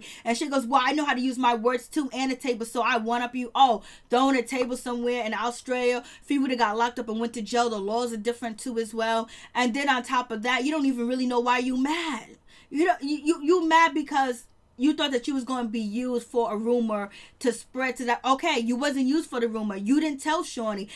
Tammy told Shaunie, so why can't you move on and let it be, or have a decent conversation with Jennifer and say, Jennifer, this is how I feel. I think you played me. That's it. You guys want people to apologize and bend down to y'all, but y'all don't apologize to nobody. You don't, you know, Evelyn don't apologize. Shaunie don't apologize. Shaunie only apologized at the end of the episode because people was coming at her with the colorism, and it was proof and it was evident the way that they isolate that and put that girl over there in a corner like that. OG. So therefore, and it came out, even Mark Lamont Hill had to be, he was like, damn, too, as well. Then on top of that, Mark Lamont Hill is actually a activist and a civil rights leader too as well, and he did a poor job. I don't think nobody's gonna be calling you, Mark. You done messed up your brand trying to run up Shaunie's butt and try to get some of Tammy and try to get some of, you know, Evelyn Lozada Cuckoo. You know what I mean? So anyways, and so basically Jennifer was like, I'm sorry you couldn't use your words or whatever. And then Jennifer was like, what if you would have went to jail? Yeah, what if you would have went to jail over there in Australia? What if no, there was an Amsterdam. What am I talking about Australia for? I have no idea what I'm talking about Australia. So we have that situation with that bullshit going on or whatever. And so Malaysia, basically, she's feeling mad, she's feeling upset because at the end of the day, Malaysia did feel bad picking up that table and trying to throw it at Jennifer, because I don't even think she knew why. I don't know what's going on with Malaysia. I don't know if they're blowing air in her head or what. It's just like Malaysia has no direction this season. Hey Daz, what's going on? It's like she has no direction. It's like something's wrong with her. Hey Tay, what's up? That's true. Shawnee is so fake. You know she is. And so we have that situation. Then we get to the Anthony situation, and guess who runs off stage and leave when we get to Anthony? None other than you know who. Malaysia. She leaves, and basically you got then I think they talk about the situation. Jackie was like, I'm the most talked about basketball wife there is in history, or whatever the case may be.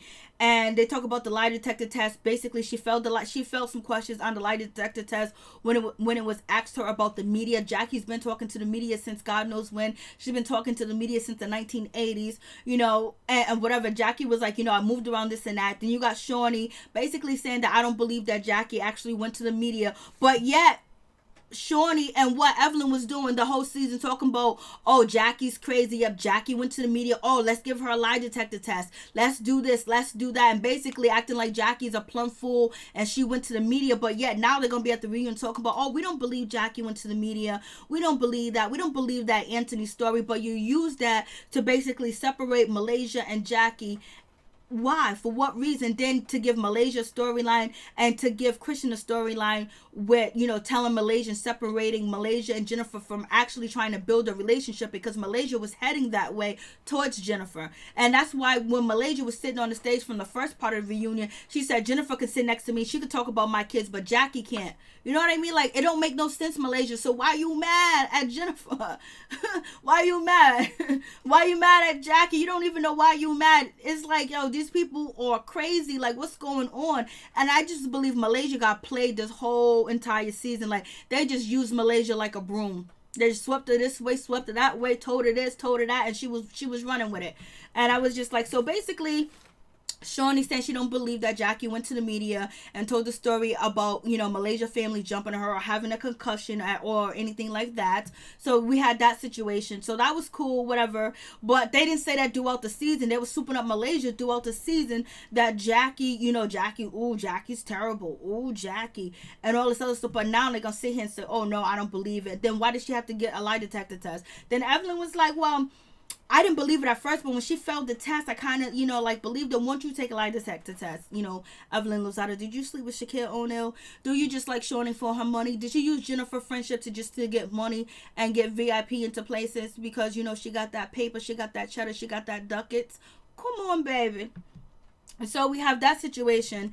And so Shawnee was like, I don't believe Jackie would go to the media and say that she had a concussion. I was like, oh, God, these people are just too much. I mean, like, too much. Like, their lives ain't even together. And Jackie, basically, she dresses Malaysia like, Malaysia, if you're going to talk about me, I'm right here. I want to address you. But Jackie didn't get a chance to address Malaysia. You know why? Because she got up and she ran and she walked away like, oh, come on, Malaysia. You're supposed to be about that life. You're supposed to be about that. It's like, damn, Malaysia, what's going on? You got played. Kristen played you.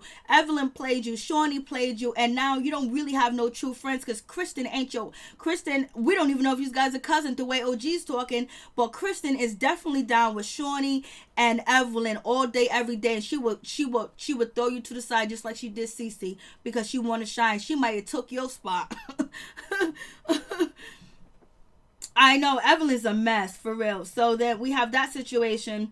And so this is Malaysia talking her crap or whatever. Now she wants to get up and she wants to leave because Jennifer done told her off. And then she don't want to address the situation about Anthony in the room about her kids being dirty because that could have all been made up. And she probably realized that Christian is the one is cool with the dude Anthony. And she looks stupid. So she bounced too as well. And then also Evelyn playing her too as well. Like, oh, it was Jackie that did. I know it wasn't Jennifer. But yet now Evelyn is beefing with with Jennifer, but at first Jennifer and Evelyn was cool, but Evelyn is over here co-signing that, oh, Jennifer would never talk about your kids, it was Jackie, and then she runs with it and she gets mad at Jackie. Malaysia, like, it don't make no sense. Like, come on, like, they are awful gazy.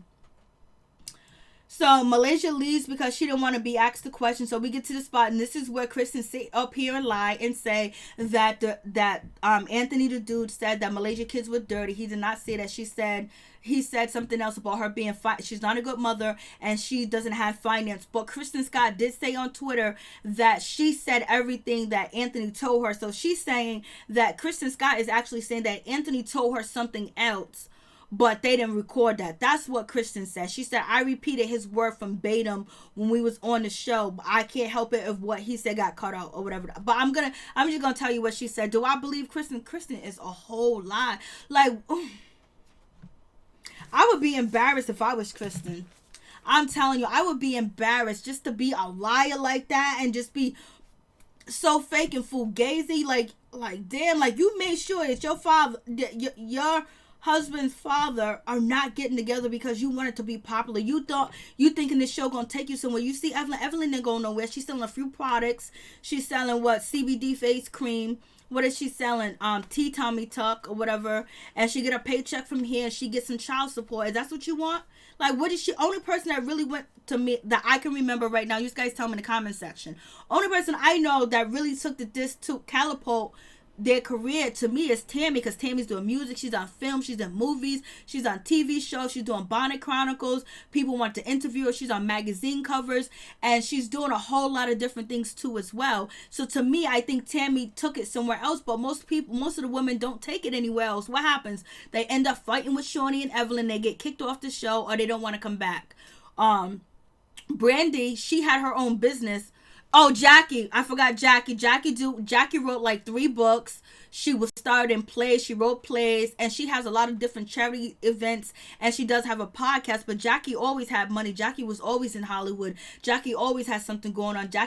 They begged Jackie to leave BET to come to Basketball Wives. So, and then Cece, she already had something, like she has her nursing's license, which Evelyn Lozada, we find out that she's jealous of Cece because Cece actually went to school and completed her nursing license, and Evelyn Lozada wasn't able to complete nursing school. She ended up dropping out because she couldn't cut it. Of course not. She can't even articulate herself in her native language. So we have that situation. But other than that, the women really don't go that far. Drea, I don't know what she does. She sell food and bikini and swimsuits. But, like, she's not in TV shows and movies and shit like that. At least I don't know what Drea's doing. Megan from Bad Girls Club, she just be out here partying on Instagram. She did Marriage Boot Camp. I liked Megan until I seen her on Marriage Boot Camp. It was terrible. It was terrible.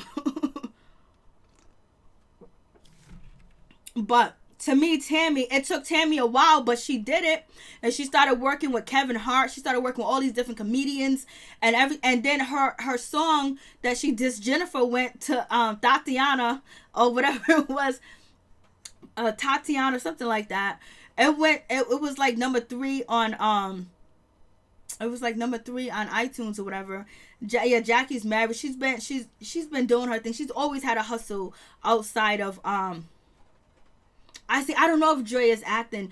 I know she does have a cooking channel, but that's a long time in the making since the last time we seen Drea on the show. So I don't know what Kristen Scott does have to look to model. She is a pretty woman, but her behavior and the way that she is will have people suspect, and she's not like somebody you want to support your products. If you watch the show, you know her history.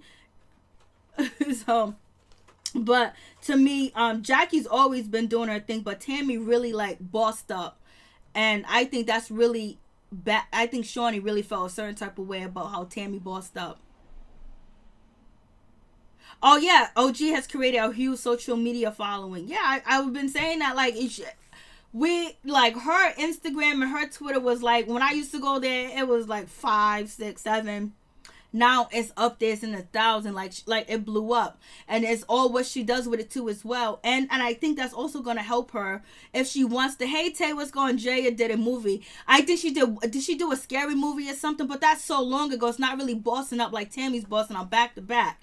Like, to dish your family for this show, you don't see so many people leaving the show having so much success. You know, they might be able to live in Hollywood, you know, and they might be able to get VIP to places and buy nice clothes and, you know, date wealthy men and stuff like that. But it's not worth dividing your family. It's not worth going through that division, because they haven't, no one's really leveled up. Only person that levels up and keeps leveling it up is Shawnee, because now she got the weed business. Now she's out in Costa Rica buying property for $500,000. She has a whole weed dispensary. She has like 2 stores.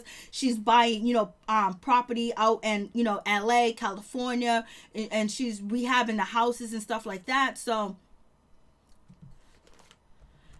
like, none of, like, it's not worth what Kristen Scott has done to her family. Is not worth the level up that she thinks she's going to get on this show.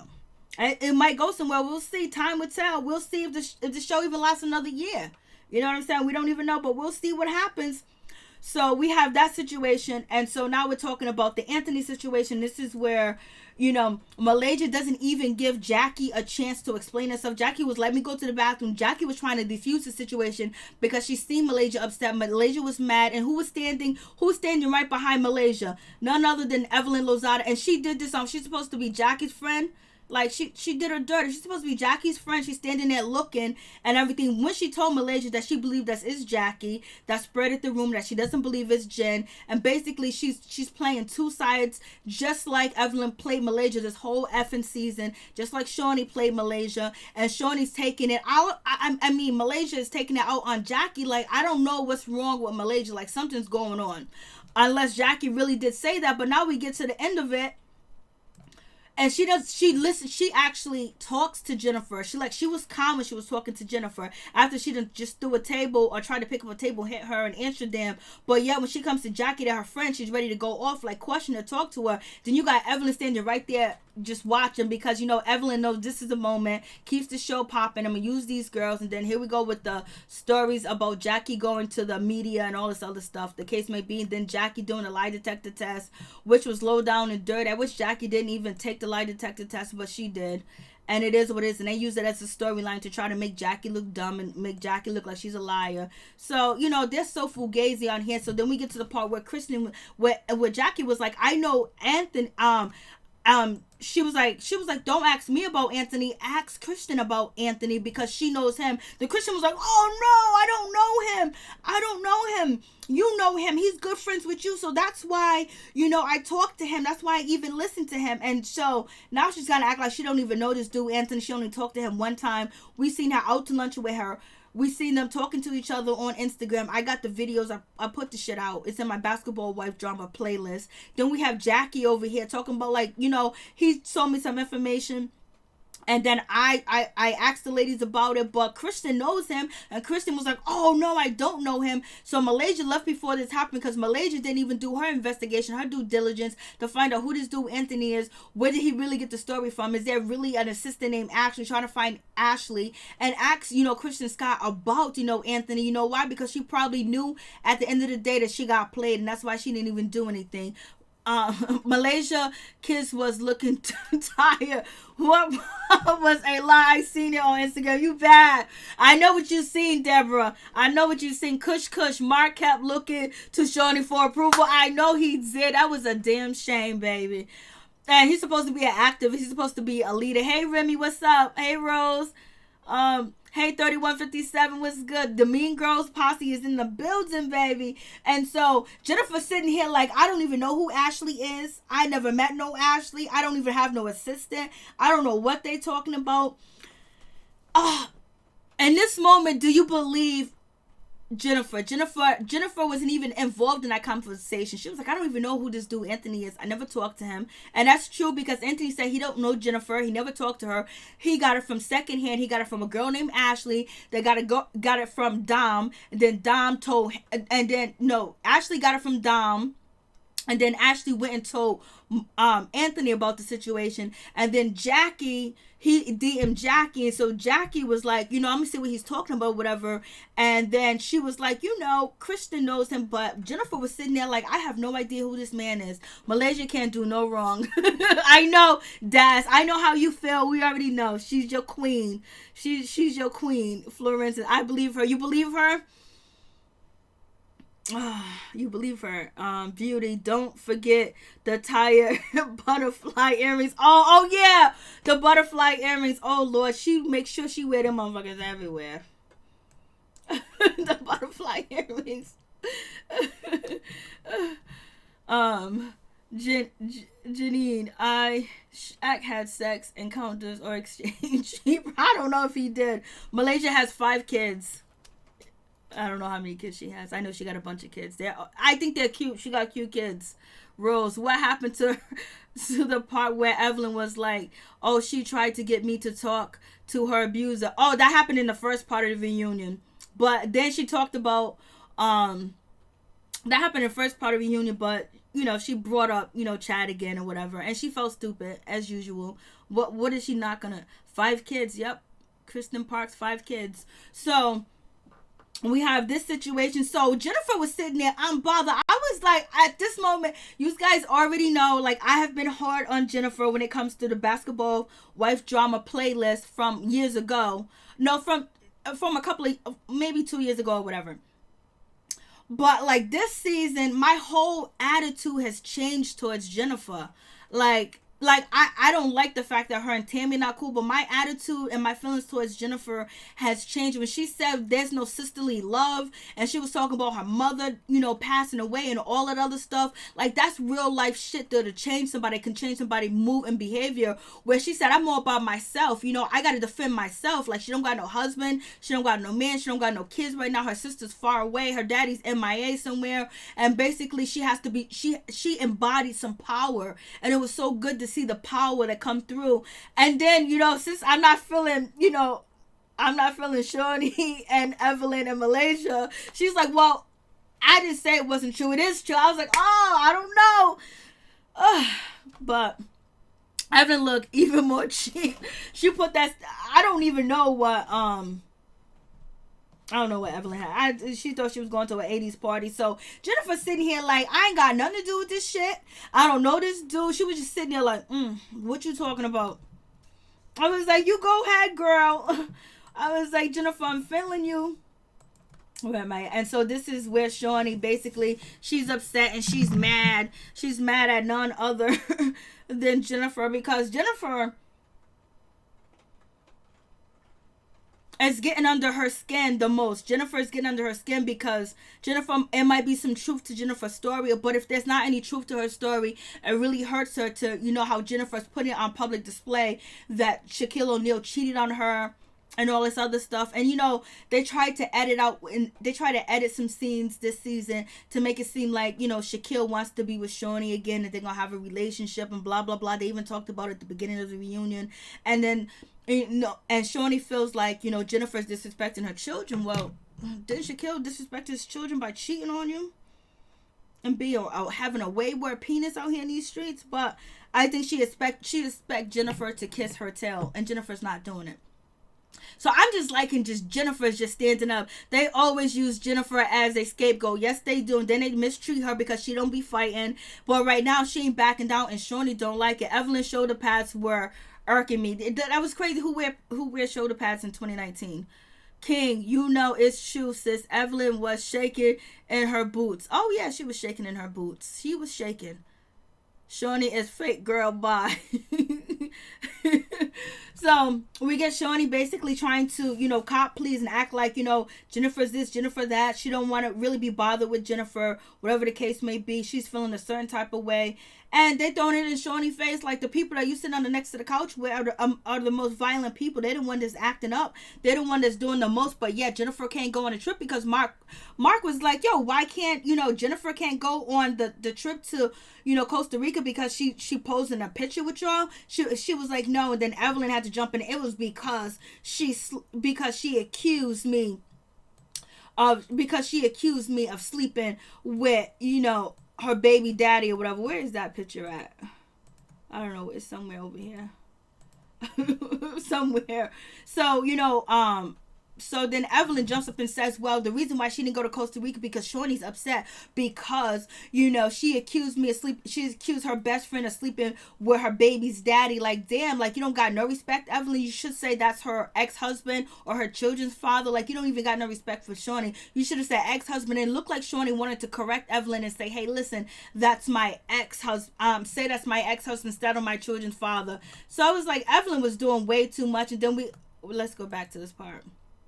So then now we get to the Costa Rica trip or whatever, and so that they're trying to make OG look like the bad person, but OG was actually protecting herself and actually protecting Cece, because she didn't know what was going to go on, because you have Kristen Scott yelling and screaming in OG's face and accusing her of hitting her or touching her or whatever, and it was actually Shaunie that touched Kristen Scott. So now she's being attacked by Kristen's yelling in her face. OG said, I'll bust your jaw. Like, you yelling and screaming, like, I gotta say some type of words to get you off me, but yet OG wasn't in her face. OG wasn't trying to fight Kristen, but Kristen is yelling like blah blah blah, like in her face, and like, that's not threatening, that's not violent, that's not aggressive. But no, we don't call that on Kristen. We only want to call that on OG. You guys miss me with all your bullshit. You owe all of us an apology for wasting our goddamn time watching this show. And then on top of that, but they didn't get my view. So then on top of that, Shaunie's jumping in, and then you got Evelyn talking junk, and you got Malaysia talking junk, and Cece's trying to get into a safe spot. Lucky OG is able to defend herself, and she's strong, and she got muscle, and she has instinct, and she has skills, and she has street smart to know that these ladies are up to something. You already seen, Evelyn Lozada with a bamboo stick trying to chase after, what's her name? Cece. And then Evelyn's gonna sit up there and say, oh, I was not trying to hit her. I wasn't going to hit her. Yeah, you was going to hit her. The way that you was carrying that thing in your hand, and the way that her face was balled up like this. It was like, when you get ready to fight somebody, sometimes your facial expression, your face expressions change, and you balled up your face. Like, I don't know, you get that mean mug on, your lips come together, and Evelyn was running like destitute to hurt, Cece. And, OG was like, that's the most dirtiest thing that you can ever do, is try to fight somebody from behind and hit them from behind. Kristen didn't say nothing, and Malaysia didn't say nothing, Evelyn didn't say nothing, Shaunie didn't say nothing, but they knew that Evelyn was going to hit Cece from behind and attack her. But yeah, OG's the bad person. Yeah, OG is isolated on the stage. Like, miss me with that. And they didn't say anything. She didn't address like, oh, it was wrong for Evelyn to do that. It was wrong for Evelyn to chase her. It was wrong for any of that. It was wrong for, Kristen Scott to get into OG's face. She didn't address none of that. She just kept calling out that OG is wrong. OG is wrong. And this is when, OG was like, Chad likes it, and OG's playing that game. You got these women attacking you in another country, and what you gonna do? Like, she hit below the belt, and she's supposed to hit below the belt, because Evelyn was trying to hit below the belt and attack Cece from behind, and then Evelyn tried to get into OG's face, and also Malaysia, and also Kristen, and also Shaunie, because she wouldn't let them attack Cece. So you know what? Now she's being antagonized. She's being jumped on. It's like a mob after OG over there in Costa Rica. You know what I'm saying? And Phoebe was the only one trying to hold back Evelyn, but Phoebe really couldn't hold Evelyn back,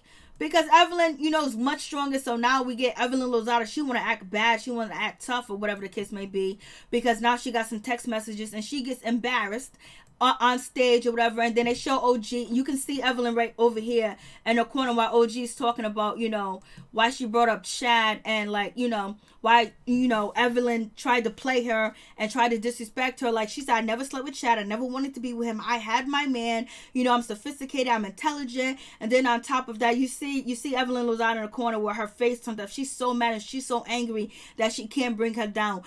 In Evelyn's eyes, she believed that she's ugly. In Evelyn's eyes, she believed that she's unattractive, because she's used to that Hollywood look, and she doesn't like the way that dark-skinned women look. And plus, OG has more African features, which, like, I have more African features in my face. Like, my face is, you can't really tell, you won't even think that I'm mixed with anything. You know what I'm saying? Like, I have more African features. I look more black. Like, I don't have, oh, whatever. So let me move on. So we have that situation. I know what's his name is in here talking shit. And so we have this situation, and then so she's explaining. She was like, I don't want chat, so I showed the text messages or whatever. Basically she was like, it is what it is. And Evelyn's upset, but she was like, oh well, I talked to Chad or whatever. So it's just like OG's telling her what's up, and and then she goes, here are the receipts, baby. And she shoots out the gun with the money. Even though I wouldn't do no shit like this. But she shoots out the gun with the money and with all the receipts or whatever. Because she's being petty. Because they was petty. Petty lying on her, calling her a liability. Petty about just mistreating her and when someone tells you that they're uncomfortable with you using the N-word around them, that's the N-word is used in music. Other people of different cultures and nationality use the N-word. Not saying that it's okay, but if you are physically in somebody's presence and they tell you they don't like the N-word and they feel uncomfortable and you keep using it, you're supposed to get what's coming to you, baby. But so OG is showing all the receipts, and then Evelyn had to jump on the shoes, and she's shooting the guns off all the receipts, which I got them all. so Evelyn is just like, well, Kwame, did you know that OG was talking to Chad? And on top of that, wasn't you guys in a relationship when she was talking to Chad? And she was like, well, I just hit up Chad and got the information from him, but like it was cool. Like she hit up her abuser. It was no deal. It was no big deal. She got the DM. She got the messages. And so Mark Lamont Hill was like, oh, I wish I could see them receipts. And OG was like, it's too bad because I'm up here locked up away in a cage like I'm the violent person. And so Evelyn was really bothered by, Chad actually talking to OG, actually wanting to get with OG, and OG actually having the proof. And so Evelyn is mad because she considers OG not to be attractive. She considers herself to be better than OG when it comes to look wise and money wise. I don't even know why. So she was so hurt that the man that she married for 100 days was in her DM since 2011. So that means that the whole time that he was dating you and engaged and married, he was still hitting up OG and whoever else. And she said she never had sex with him. Do you guys believe OG never had sex with him? Because I don't believe OG had sex with him. But there are some people going around with the rumor saying, oh, Evelyn's upset because OG had sex with, Chad. I'm like, whatever. So OG's throwing out the receipts like she's in a strip club, like this is what you get. And OG had to play dirty like this. She had to, because if she didn't, OG would be up there crying. She would have no ammunition. She used her strength and her power, from how she was raised to love herself and respect herself, number one, and also stick up for herself and stick up for others that can't stick up for themselves too as well. If a lot of people live by that rule, there'll be a lot less violence. And then on top of that, with the situation, with OG, it's just like Evelyn just every time Evelyn tried to come at her, she couldn't. OG always stood back, and then on top of that, Evelyn was scared of her too as well. She was scared of her. She was scared because she knew that OG would pop off. OG wasn't scared of her. OG wasn't afraid. And then when Evelyn tried to confront her, because usually when Evelyn confronts people, she kind of like yells and scream, roll her head and do all that other stuff and scare them and act like she gonna jump across the table or throw something or talk all types of crazy stuff or call somebody names or whatever. But she couldn't do that to OG because OG would step to her immediately, fast, in a hurry, and she wasn't feeling that situation. She wasn't feeling that. She didn't want to step up. She didn't want to step up to OG. So basically, she tried to do little shady shit by make fun of her feet, make fun of her, and try to get Febreze to come after her too as well and talk crap and make a song, because I have a video that's actually in my basketball wife drama playlist. What's her name? Febreze is actually on Instagram saying that I didn't want to make a song about OG. I was told to make a song about OG. She said I kind of like OG, but like in my other playlist, Febreze got to do what she got to do because she just bought a house out there in California, and basically she's trying to stay out the hood. So it is what it is. But So she throwing them receipts, baby. She's telling Evelyn, look, and Evelyn is so mad because Evelyn, even though it seems childish or whatever, but when you playing with somebody like Evelyn that is childish, this is how you get them back. This is how you get under your skin. So OG fought fire with fire, and then on top of that, she had bombs. You know what I mean? And she only had to do a little bit of stuff, and she didn't even want it. She wanted to be accepted. She wanted to have a good time with these girls and see what basketball wife was like, or whatever the case may be. And what's her name? Shawnee already knew about Chad Ochocinco and OG communicating, because first of all, it's on Twitter. If you go to Twitter, it's on there. And then number two is they asked questions about Chad Ochocinco to OG. And that's when OG, in one of the text messages, she went back to Chad. She said, Chad, I got to ask you a question. It's about your ex. They asked me questions about you, but I said nothing but good things. Is that cool? And that was part of one of the text messages, which I think was the 2017 or the 2018 text message. So they knew that she was in communications with him, but she wasn't trying to throw it in Evelyn's face. She wasn't trying to do any of that. Febreze brought up Ochocinco because that was going to be a storyline they was going to try to use to make OG look bad, and it didn't work out because she never slept with him. She wasn't with him. So it is what it is. I'm like, they be doing way too much. Thank you, Peace Squad, for coming through. I really do appreciate it so much. And so she gets played. Evelyn got played. Even Mark Lamont Hill, he was like, yo, y'all guys took an L from Cece. You took an L from OG, and that really bothered,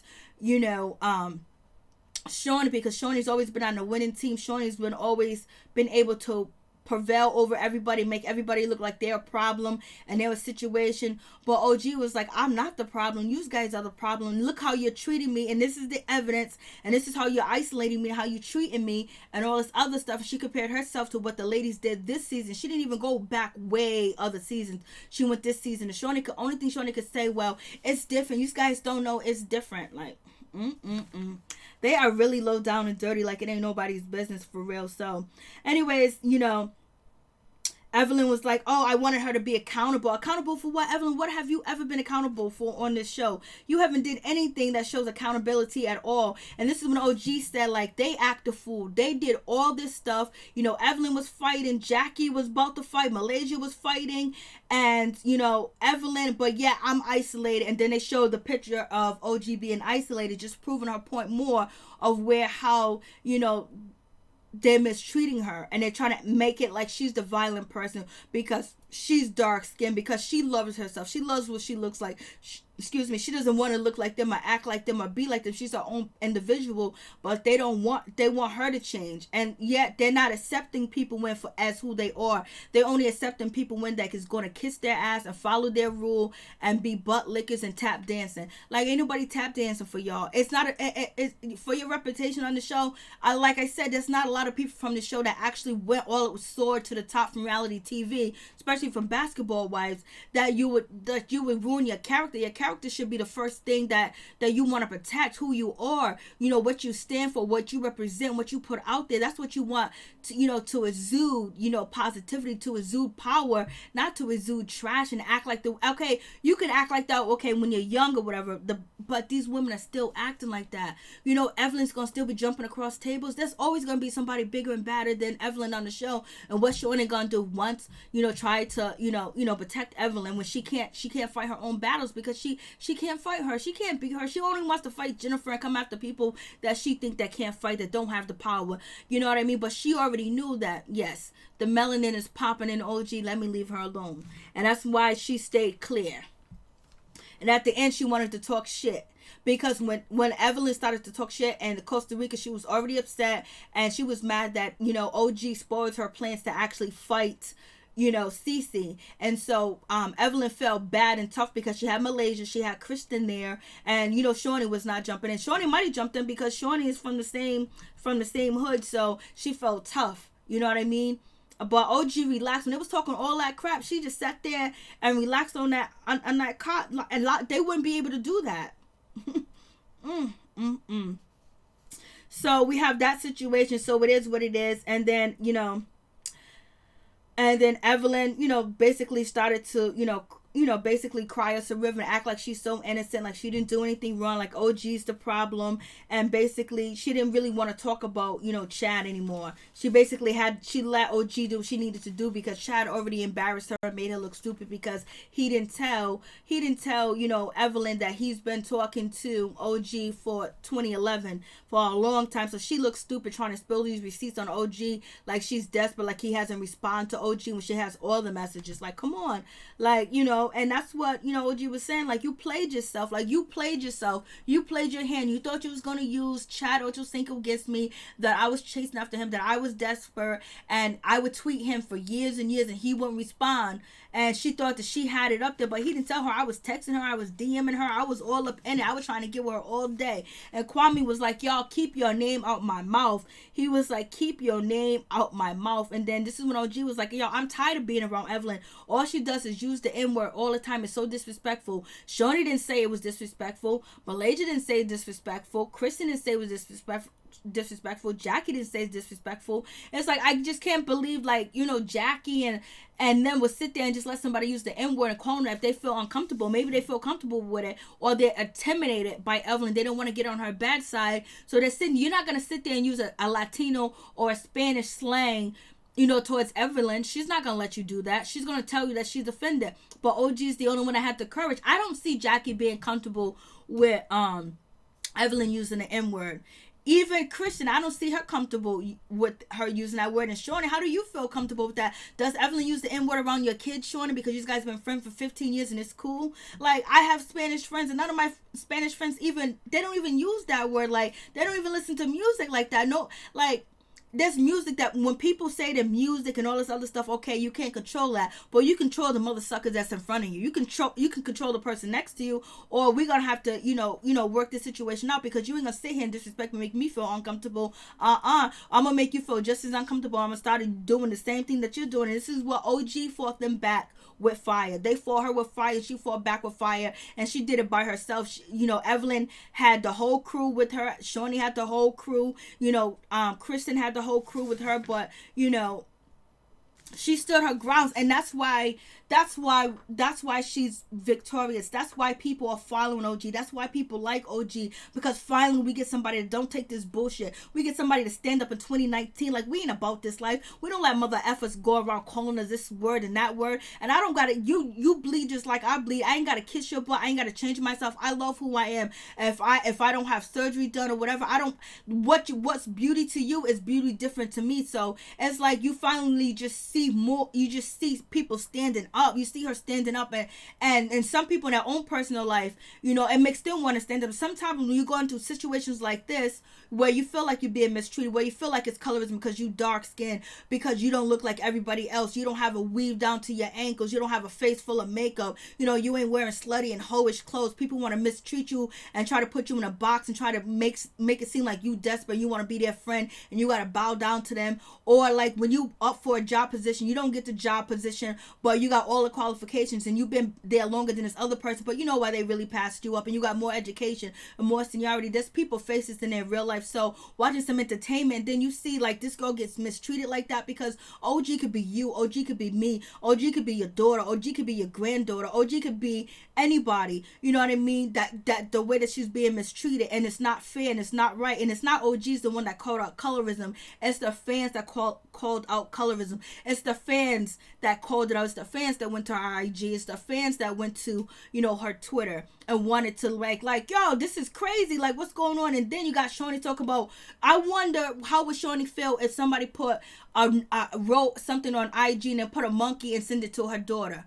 How would she feel about that? Because, you know, Shawnee thinks she's probably Caucasian, you know, but her daughter, she knows her daughter dark skin like that. How would, you know, what's her name, Fabrice feel about that? But see, they want to do other shit to people and act like, oh, you shouldn't be worried, you shouldn't be concerned, it didn't mean nothing, it's just a monkey. Like, yeah, somebody do that to you, be a whole different story. Shawnee would be calling ShaunieONeal, talking about get the attorneys, get the lawyers, let's do this, let's do that, and all, she'll be up in an uproar, but yet she thinks it's okay for her friend to do that. And that's when Shawnee was like, I called her immediately because I heard about it. It wasn't OG that went over there to, you know, Evelyn's page and was like, oh my God, look at it. It was the fans that saw it, brought it to OG, and then it just hit the web. And that's when Shawnee called, you know, Evelyn Lozada up and was like, yo, listen, did you just put a monkey with with emoji, blah blah blah in the third? Like, you got to take that down. Like, if it wasn't racist or not like that, why you take it down? You know, you would have stand in your shit. You can't stand in your shit. And that's one thing about OG. She's standing in her shit.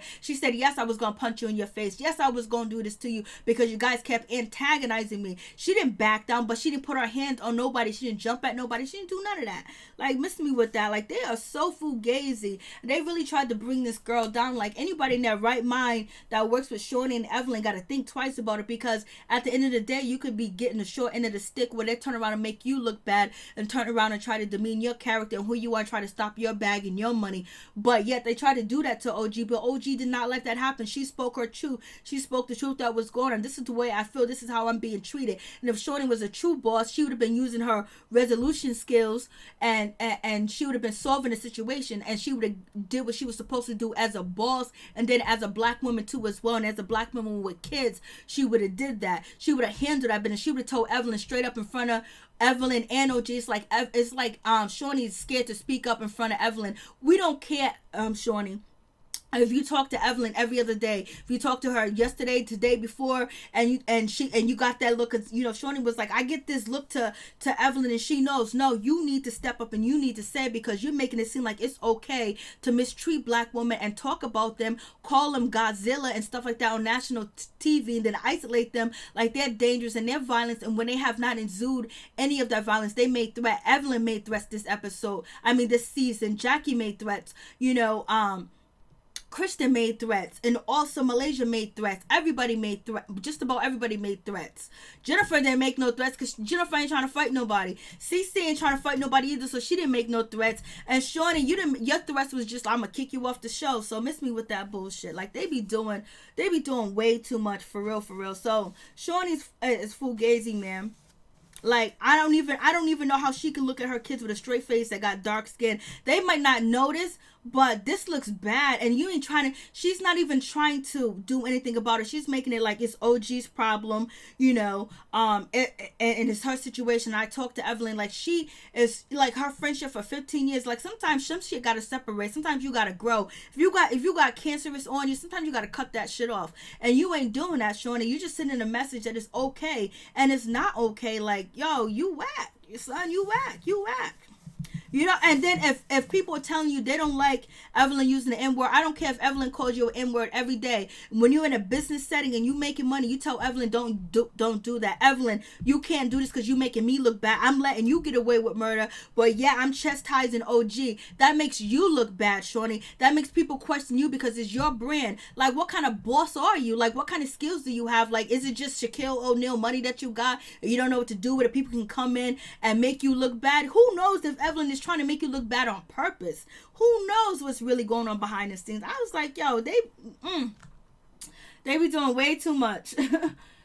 And this is when OG's talking about Evelyn. I never seen you represent that you was Spanish. I never seen you represent that you was Latino or Afro-American. You just Afro-American. You just started doing that. Like, I don't remember none of that. And OG's like, yo, listen, I started representing Nigeria. I started talking about parades and my culture, my heritage. And all of a sudden, here comes Evelyn Lozada talking about Puerto Rico and all this other stuff. I don't know if that's true.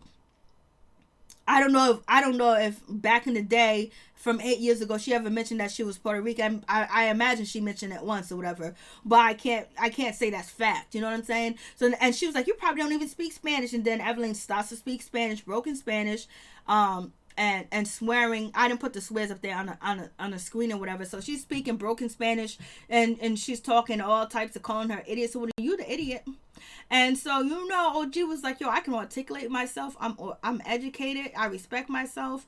Like, what are you talking about? And then this is when Evelyn gets upset, and she was like, you know what? I make money while you sleeping, boo. And then when OG said, yeah, you make money, you make money, on your back or on your knees sometimes. And then this is when OG was like, yo, you an industry slut. Like, you a slut. You be out here. Like, I'm not trying to justify slut shaming or anything like that. Do what you want to do as long as you wrap it up and protect yourself, because there's a lot of people walking around here with some things that they're trying to give everybody else that you don't want. And it is what it is. And so she's calling, so they're laughing because OG called her a slut. And then, Kristen Scott, she slid down in a chair or whatever. She was sliding down in the chair saying whatever this bullshit that she was saying. And so, OG was like, you a slut. She was like, you a slut, you an industry, double hockey stick or whatever the case may be. And so it's the truth. from what has been put out there in the blogs, from what people have said, the stories about Evelyn, like I ain't been in Evelyn's bedroom. I don't know how many people she slept with and this and that, but the rumors are out there, and then the rumors about her in Miami running around crazy. Then like the stories has been out here, so whatever the case may be. When she said something that everybody wanted to say, and they all started laughing because they know the shit's true. They know it's true. Oh, you're right. She spoke nothing but the truth, for real, for real. So it is what it is with the situation. I was like, it's some bullshit. So so and Evelyn is laughing, but she called her what she wanted to call her. And basically what they really wanted to happen was they wanted to be quiet. They wanted to sit there and be still and act like they didn't do nothing all season. They wanted to act like they didn't chastise OG. They wanted to act like they didn't do nothing to OG. They wanted to act like OG's crazy, and then OG started calling them up on that stuff, and they were shocked and surprised. And then on top of that, OG didn't get up. She didn't yell. She didn't scream. She just told them about themselves, nice and nasty. And they were shocked by it because they wanted to get on stage and act like they didn't do anything wrong. Like it was just her fault. But they're full of shit. But it is what it is. You got told off, and what it is. What they was trying to do is try to use their tactics that they usually do, mistreat people and be quiet. But they couldn't, because Jennifer, she stuck up and she said what she needed to say about Shawnee, and she said what she said about Evelyn, and whether Evelyn done slept with ShaunieONeal, so she stood her ground, and Jennifer stood her ground when it came to Malaysia. Malaysia couldn't take it. Malaysia got played. You know what I'm saying? And then OG just took the show. If OG wasn't there, there wouldn't have been no reunion. It wouldn't have even been worth taping or recording. So these people are just way too much. They be doing the most. So that was it. That was the reunion. For real, for real. Team straight. They had to laugh because they couldn't handle the truth. Yeah, I mean, they was like, they never got addressed like that too as well. Never got addressed like that at all. And then Shaunie's gonna be at the end of the reunion, and she's talking to Mark Lamont Hill, talking to him. And basically talking about, I don't know about this about OG. I don't know about this. And, one day I'll talk to her. But all these ladies cannot be in this circle. Like, the groups, the personality is not going to work. No, your personality don't work. You don't need to be there. And Evelyn will get along just fine if you're not there, because she thinks that she can get away with murder and mistreat people because you're going to protect her. And then and Evelyn needs to go too as well. She's been on the show too long. And basically, she doesn't bring anything to the show. Only thing she didn't, like she said when she was on, Jason's show, she said that, I didn't really have nothing going on this season. I didn't really have nothing to do. It was just basically, fight with the new girls. Happy day. They wanted to treat OG like she's the animal and put her in a cage Yep, that's what they wanted to do. Andrew, I want to slur shame. I want to slur shame her because my own closet's not empty, but she doesn't carry herself well, and she makes us look bad across the board. There are no winners. Hamilton, yes, I agree. Fabrice's teeth was too much. Broken heart. When is basketball Miami? Evelyn said she didn't give a F about being Puerto Rican. It was a reference to those sisters who were on the show. Damn, I just done lost you. Puerto Rican, it was a reference, broken heart, to those sisters who were on the show. They took issues with Evelyn using the N-word. See? She's been using it. She's been getting called out on it. It's just this time, a lot of people are more woke. A lot of people are awake. A lot of people, a lot of black women, a lot of just people are conscious. A lot of people see things. People... Or, a lot of people are tired of the bullshit. A lot of people are tired of the racism. A lot of people are tired of just, going along with the flow and just watching the show. And it gets one point where, like, come on. And then on top of that, it was the people that brought the situation to the media and was like, oh, gee, this is what's going on. It was the people, and people see it. And it's just like, people are so conscious. People are eating healthy. People are taking care of themselves. People are going natural. Men are going natural. Women are going natural. People are eating healthy. People are following all types of different, treatments that they have online. People are doing their health, and that a lot of people are looking into their history. A lot of people are different. Like, they try to say that, black people ain't doing this, or we don't care about our culture, but a lot of us do. And that's why we out here. And that's why people are standing up and saying something. That's why people, the young people are doing a lot too as well. And then the older generation is teaching the young generation too as well. Like, they might have all the ratchetness on Instagram. They may have all that ratchet stuff, whatever, but what you see there is not accountable for all the people that are not standing for injustice. There's a lot of people that are not going to stay at jobs. A lot of people, if they're discriminated, they're going to go do what they got to do. They're going to sue. They're going to file complaints. You know what I mean? They're going to walk off. There's a lot of people that are standing up. There's a lot of people who are more brave and have courage. And so watching this episode, people that watch reality TV, they try to say, oh, they brain dead, this and that. Now, we see what the hell's going on. We call out what we need to call out. And this is what we've seen. And it also brought a lot of people together, brought a lot of white people together, black people, brought a whole lot of people together on this issue with OG, because people see it, you know, and people get it twisted. Like, a lot of people think that people like butt kisses and stuff like that, but they really don't, you know what I mean? So it's been brought out. So, like, so many people are together on the situation, because that could be you. You could be mistreated like that and be ostracized, and then people try to stop your bread and stop your money just because you don't identify with them and you don't act like them, and you put yourself on a different pedestal. We're all supposed to put ourselves on a pedestal. We're all supposed to believe in ourselves. We're all supposed to, you know, respect others, but we don't need to take your bullshit. We don't need to take nobody crap. We deal with too much in this world today. We're going to school, we're working, we're taking care of your kids, we're having relationships, we're trying to pay your bills and strive and be entrepreneurs. Who the hell got time for people yelling at them and screaming at them and trying to stop their bag and trying to ostracize them and trying to stop them? No, we ain't got time for that, because people are building. People want stuff, you know, and sometimes people feel like they're powerless, but sometimes you can get the power from the next person when they see what you do and they see how you handle things, and it gives everybody power. No matter what culture you are, what race you are, you know, you can learn from this situation with basketball wife. It can empower you, especially if you feel like you are weak too as well. And the mean girls, like, our kids probably go to school with mean girls. Your kids probably go to school with mean girls, or your niece or your nephew go to school with mean boys or mean girls, and this shit ain't right. And it's bullying. It was bullying like little 5th grade shit. OG could have went way much harder with her education and her knowledge and the way that she articulated herself to get at these women, but she had to go to their level for them to get it. You know what I mean? It's like nobody's feeling your bullshit. Nobody's feeling that. Like, ain't nobody taking no mess from nobody no today. Like, people are willing to step up and do what they need to do to handle their business. Ain't nobody gonna be out here begging and crying and pleading with you to be my friend or be around me or give me a job. No, we're gonna take what we need. We're gonna get what we want, and we're gonna be proud, and we're gonna do this shit with a smile on our face. You ain't, nah. People be wilding like, OG ain't weak. When you got power, there's no way that you will fit in with an Evelyn. There's no way you're fit in with a Shawnee. There's no way that you'll fit in with Malaysia or Kristen, because they're all followers. You know what I mean? They're all followers, and they don't have a brain. They don't have values. They don't have like a moral compass of things to do and not to do and how to conduct yourself. They don't have, like, they wasn't raised right. They wasn't raised with knowledge. They wasn't raised with intelligence. They wasn't raised to respect people and respect yourself. But if somebody steps up, you do what you need to do. Like, they're just like, look how they act and behave on TV. You know, it's entertainment, yeah, and we watch it. But when you started to take your behavior and your actions and try to dog somebody out because they're not like you and they don't look like you, now we can't take this, because there's too many kids out here that are being bullied, and we hear these stories about, you know, they're not here no more. So if you see adults bullying people, most likely their kids bully people too as well. So you need to stop that generation of bullying, so you can stop people like that and come together instead of being apart, because this world's going through a lot. You see so much shit happening, and black women need to be protected, and we need to stick up for each other, for real. Whether you wear natural hair, whether you wear perm hair, whether you wear weave, just love one another.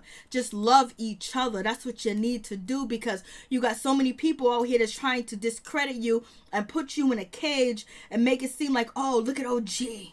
You know, and people will take that OG image and from the negativity from basketball wives and put us all in that category. People from other different countries that don't even know, you know, American black women or black women, be like, oh, they're all like that. And then if they can't read in between the lines that, you know, this is wrong. And there's some people that watch the show don't think it's wrong. They think that the shit is normal. Some people think being mean and yelling at people and talking about them and trying to chastise them and make fun of their clothes, that shit ain't natural. That shit ain't cute. That ain't funny. Like, what kind of person are you that get off on dogging somebody else? What does that say about you? That says that you are empty inside. That says you have nothing going on in your life. Only thing you have is materialistic things. And once that shit is gone, you know what? When you die, you can't bring it with you. But, like, who gets off on that? Like, people, and these people teach their children to be like that too as well.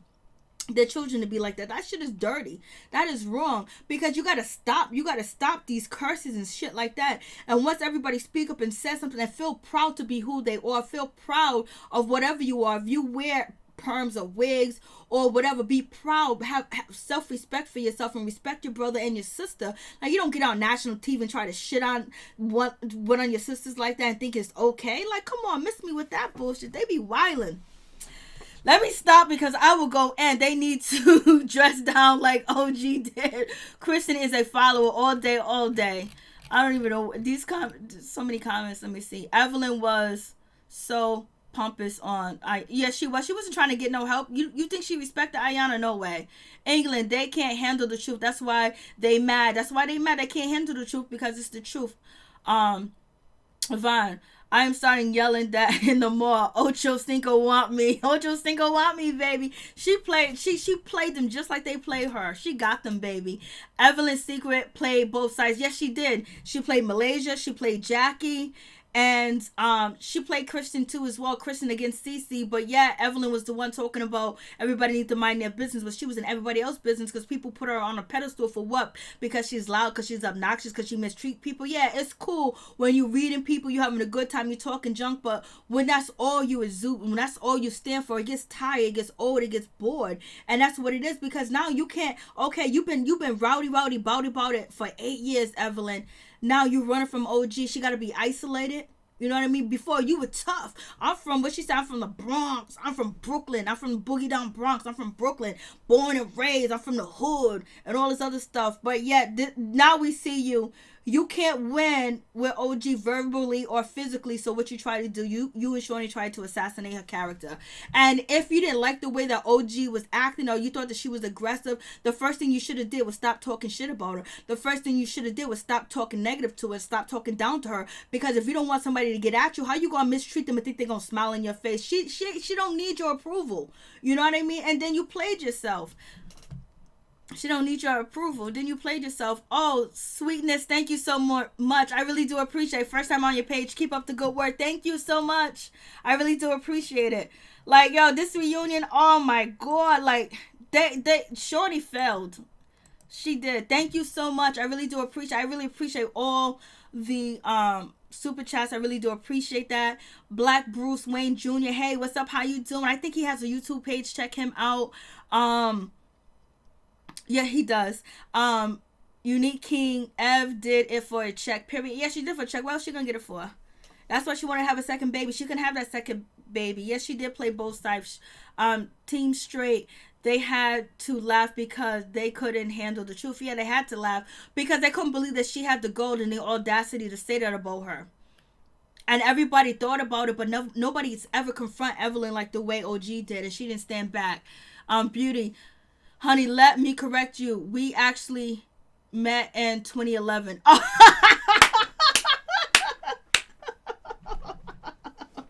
Yo, she had you. Did you see Evelyn Lozada with them text messages? She had them printed out. She couldn't wait. At first, they were scared of OG. They didn't want to go. They disinvited OG to the dinner. And then when Evelyn was like, I got these text messages, and then the tour guide was like, you know, they wanted to know where the springs, the Silver Springs was, or whatever, where OG and Cece and Jackie was. And so Evelyn was like, yeah, I want to go. And Shaunie was like, come on, let's go. Shaunie was riling up the women because they was going to try to bring down OG and try to make her look bad and make fun of her because they've been laughing about her. Malaysia was the only one who was like, yo, I don't think this is a good idea. I don't want to go over there. Janine Gill, Evelyn likes Febreze and Jackie. Evelyn can treat Jackie any type of way because Tammy done told Jackie that Evelyn ain't never been her friend. Evelyn has not been her friend. Evelyn got her and Malaysia relationship separated. If Evelyn was actually Jackie's friend and she wasn't Jennifer's friend, the first thing she would have did to Malaysia was like, yo, I don't think Jackie would do that to you. I don't think Jackie would talk about you like that or talk about your kids or start that rumor. First thing Evelyn did was defend Jennifer and say Jennifer wouldn't do that. So, Evelyn was never Jackie's friend. And Tammy told Jackie that Evelyn would never be your friend. And only reason why Jackie and Evelyn are cool is because Jackie would, take Evelyn's mess. Evelyn mistreats her, talks about her, disrespects her all the time, and Jackie brushed it off her shoulder because she's able to brush things off her shoulder. She's able to smile and laugh. She probably take a shot or something or whatever. But Evelyn don't respect Jackie at all. And but Evelyn does like Febreze because Febreze has hired help to basically follow her because they plucked Febreze out the hood and out of poverty and put her into this show, give her a little bit of clothes to wear and try to help her out to look better, whatever, and get in her apartment.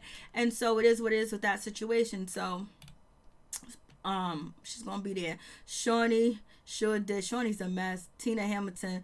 These shoulders on the cheetah flaming dress. Oh, that dress was a mess. Oh, the ladies in the chat.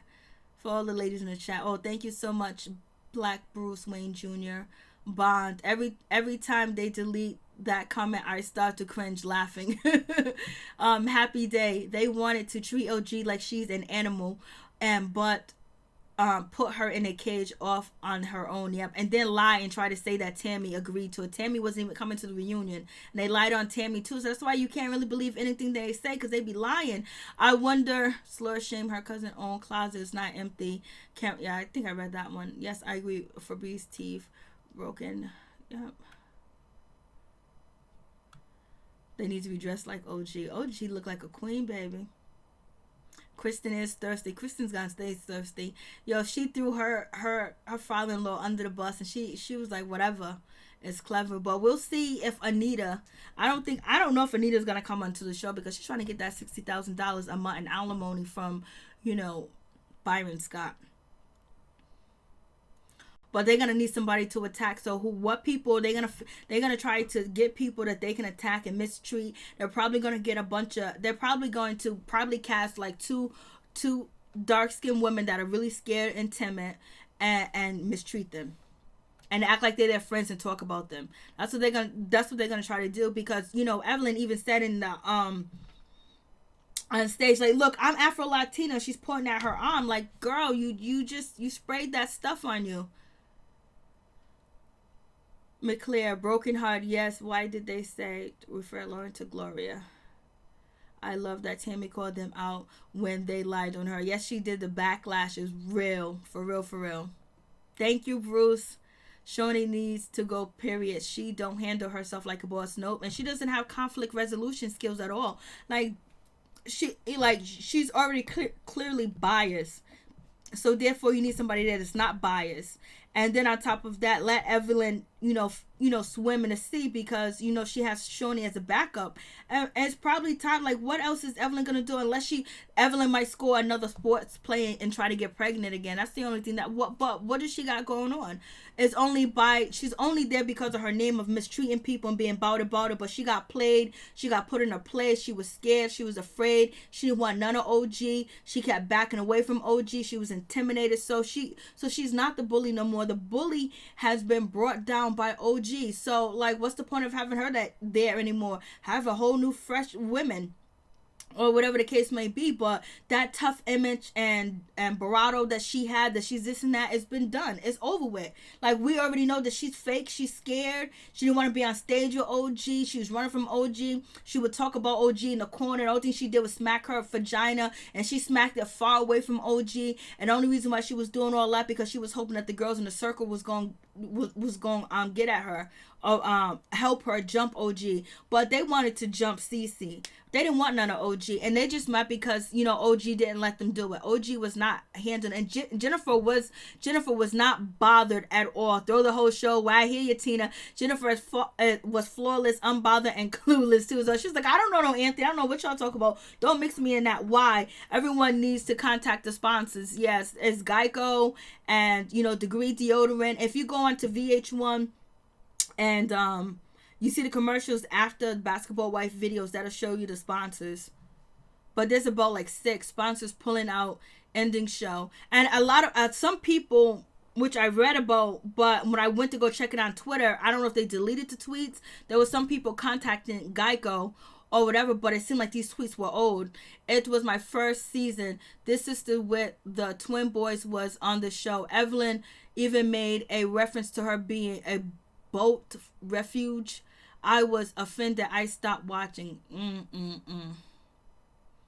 So it's not like people are lying. Toss them witches into the bushes. Yeah, Evelyn fell in the bushes. Like, she didn't get up and she didn't jump back in OG face. And when OG said Chad wanted me, all she did was yell and scream, hit at her vagina. She didn't come near OG. She didn't get in her face and yell and scream because she knew better. Not one basketball got bounced this entire season. I know.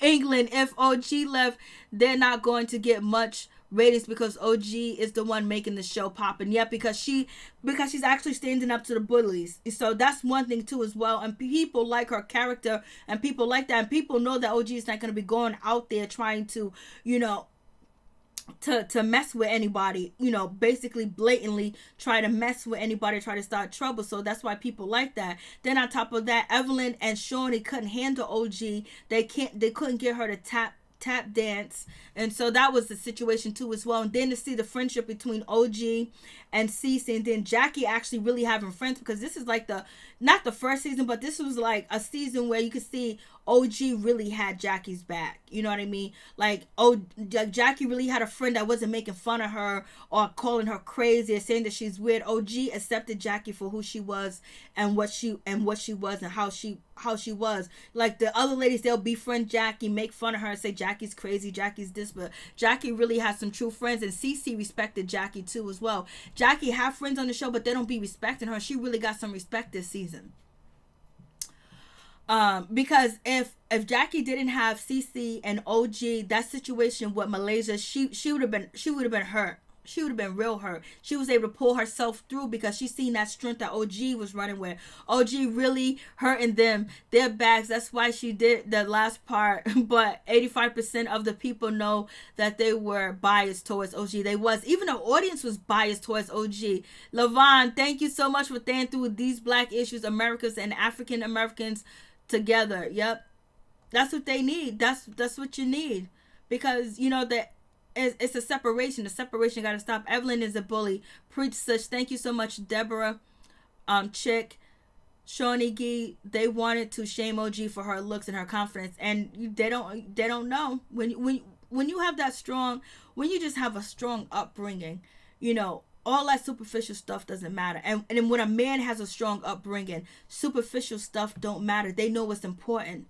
It's not about the looks. It's not about your breasts. It's not about your ass. It's not about how much money you put in. It's not about the car you drive. It's not about how many followers you got on IG. Like, it's more that you gotta have something deep. And that's what a lot of people fail to realize, and this is what Evelyn fails to realize, and that's why OG said that she's gonna be single, baby. These ladies tried to ostracize OG, and she came out swinging, baby. Yes, she did, McClare. She came out swinging. Regardless, we are entering into an age of Aquarius. People are woke, yes, like nobody's business, and speaking up on issues that are affecting us, affecting people. Yes, it is. Sag Simmons, thank you for being here. Evelyn, thank you guys for all being here. Thank you guys for the super chat. I really do appreciate it.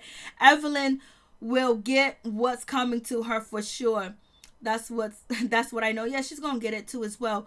Brought Black Americans and Africans together. Yes, and that's a really big thing too as well, because there's a lot of people that are in my comments. There's a lot of people that's in the chat that's not even from the United States, and they see like how it's brought us together too as well. And then now seeing like our women being mistreated and beat up by the police and getting killed by the police, it brings us even closer together because people know it's wrong. People try to say there's no police brutality. Oh, cops are not killing black people, and they say, oh well, it's not me, it can happen to anybody. Because now we seeing people in their own house, like me, like you in your house looking at me, at least I hope, or you at work somewhere, I'm in my house looking at y'all and reading your comments, and then somebody can knock on your door and take your life and get away with it. Come on now, like it has to be a togetherness so we can stop this. People got to stop thinking that they can try us and take our lives and take advantage of us.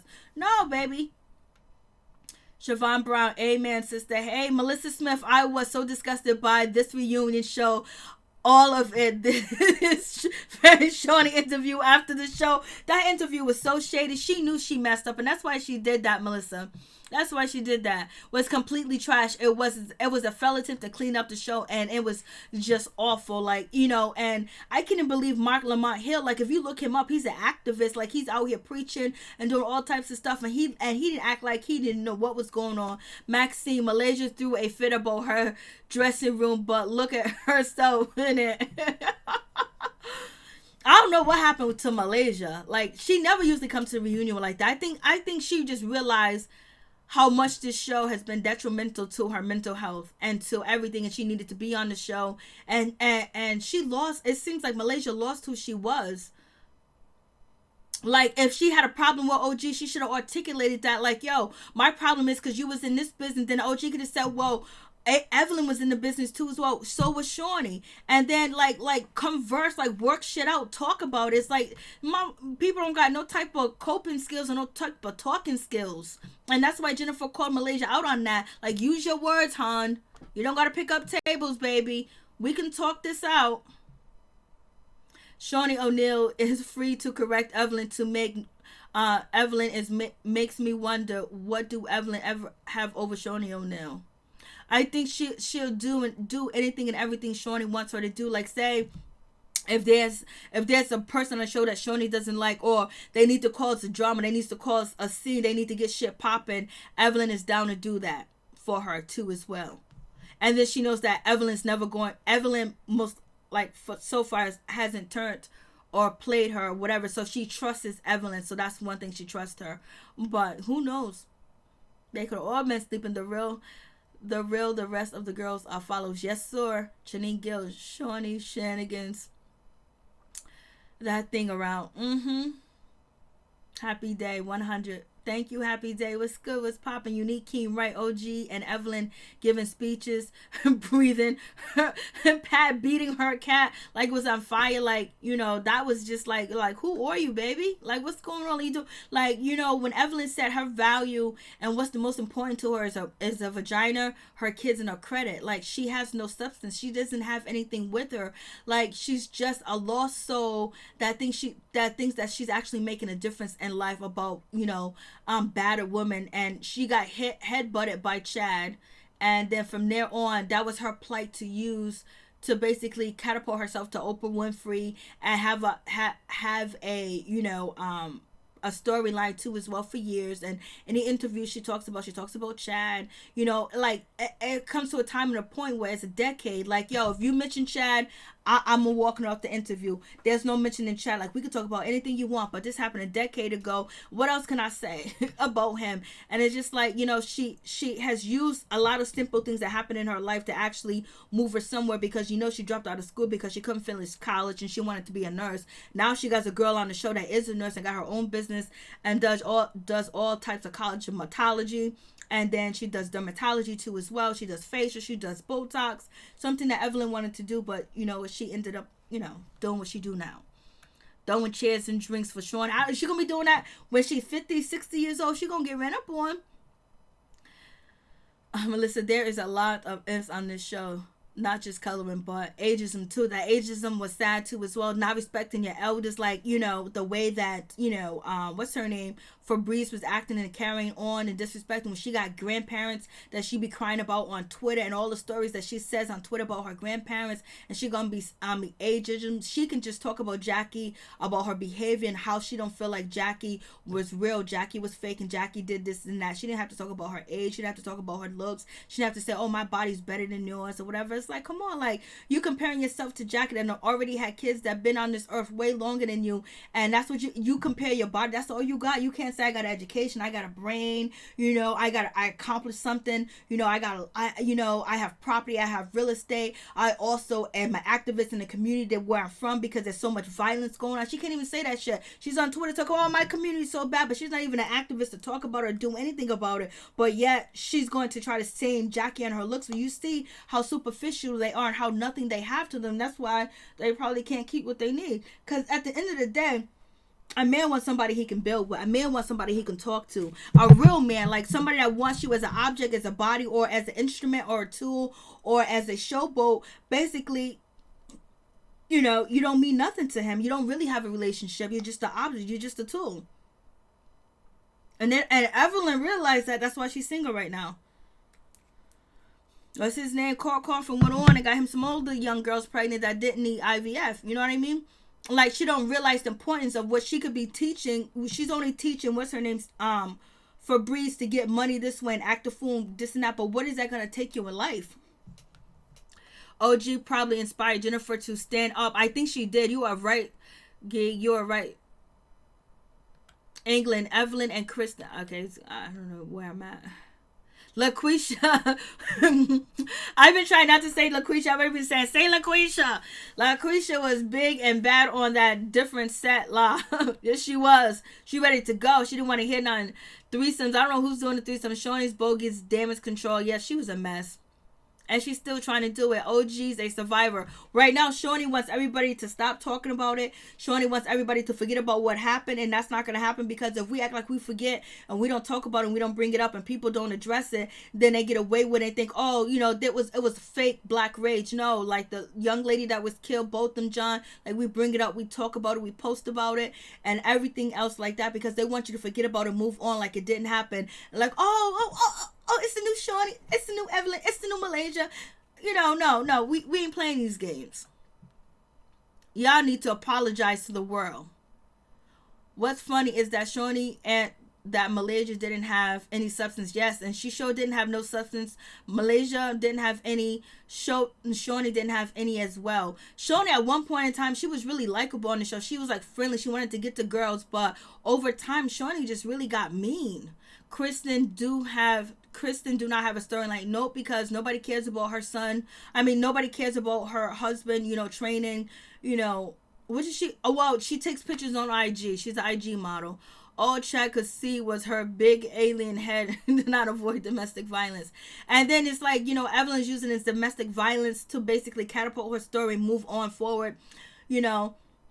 She finds, like, she gets lucky. Like, she lucked up with Basketball Wives. She lucked up with Chad. And then him doing that to her, she was basically able to use that, get on Oprah, and build herself more up. And then people like, oh, this and that. And then, you know, she just got lucky a lot. But her luck is running out.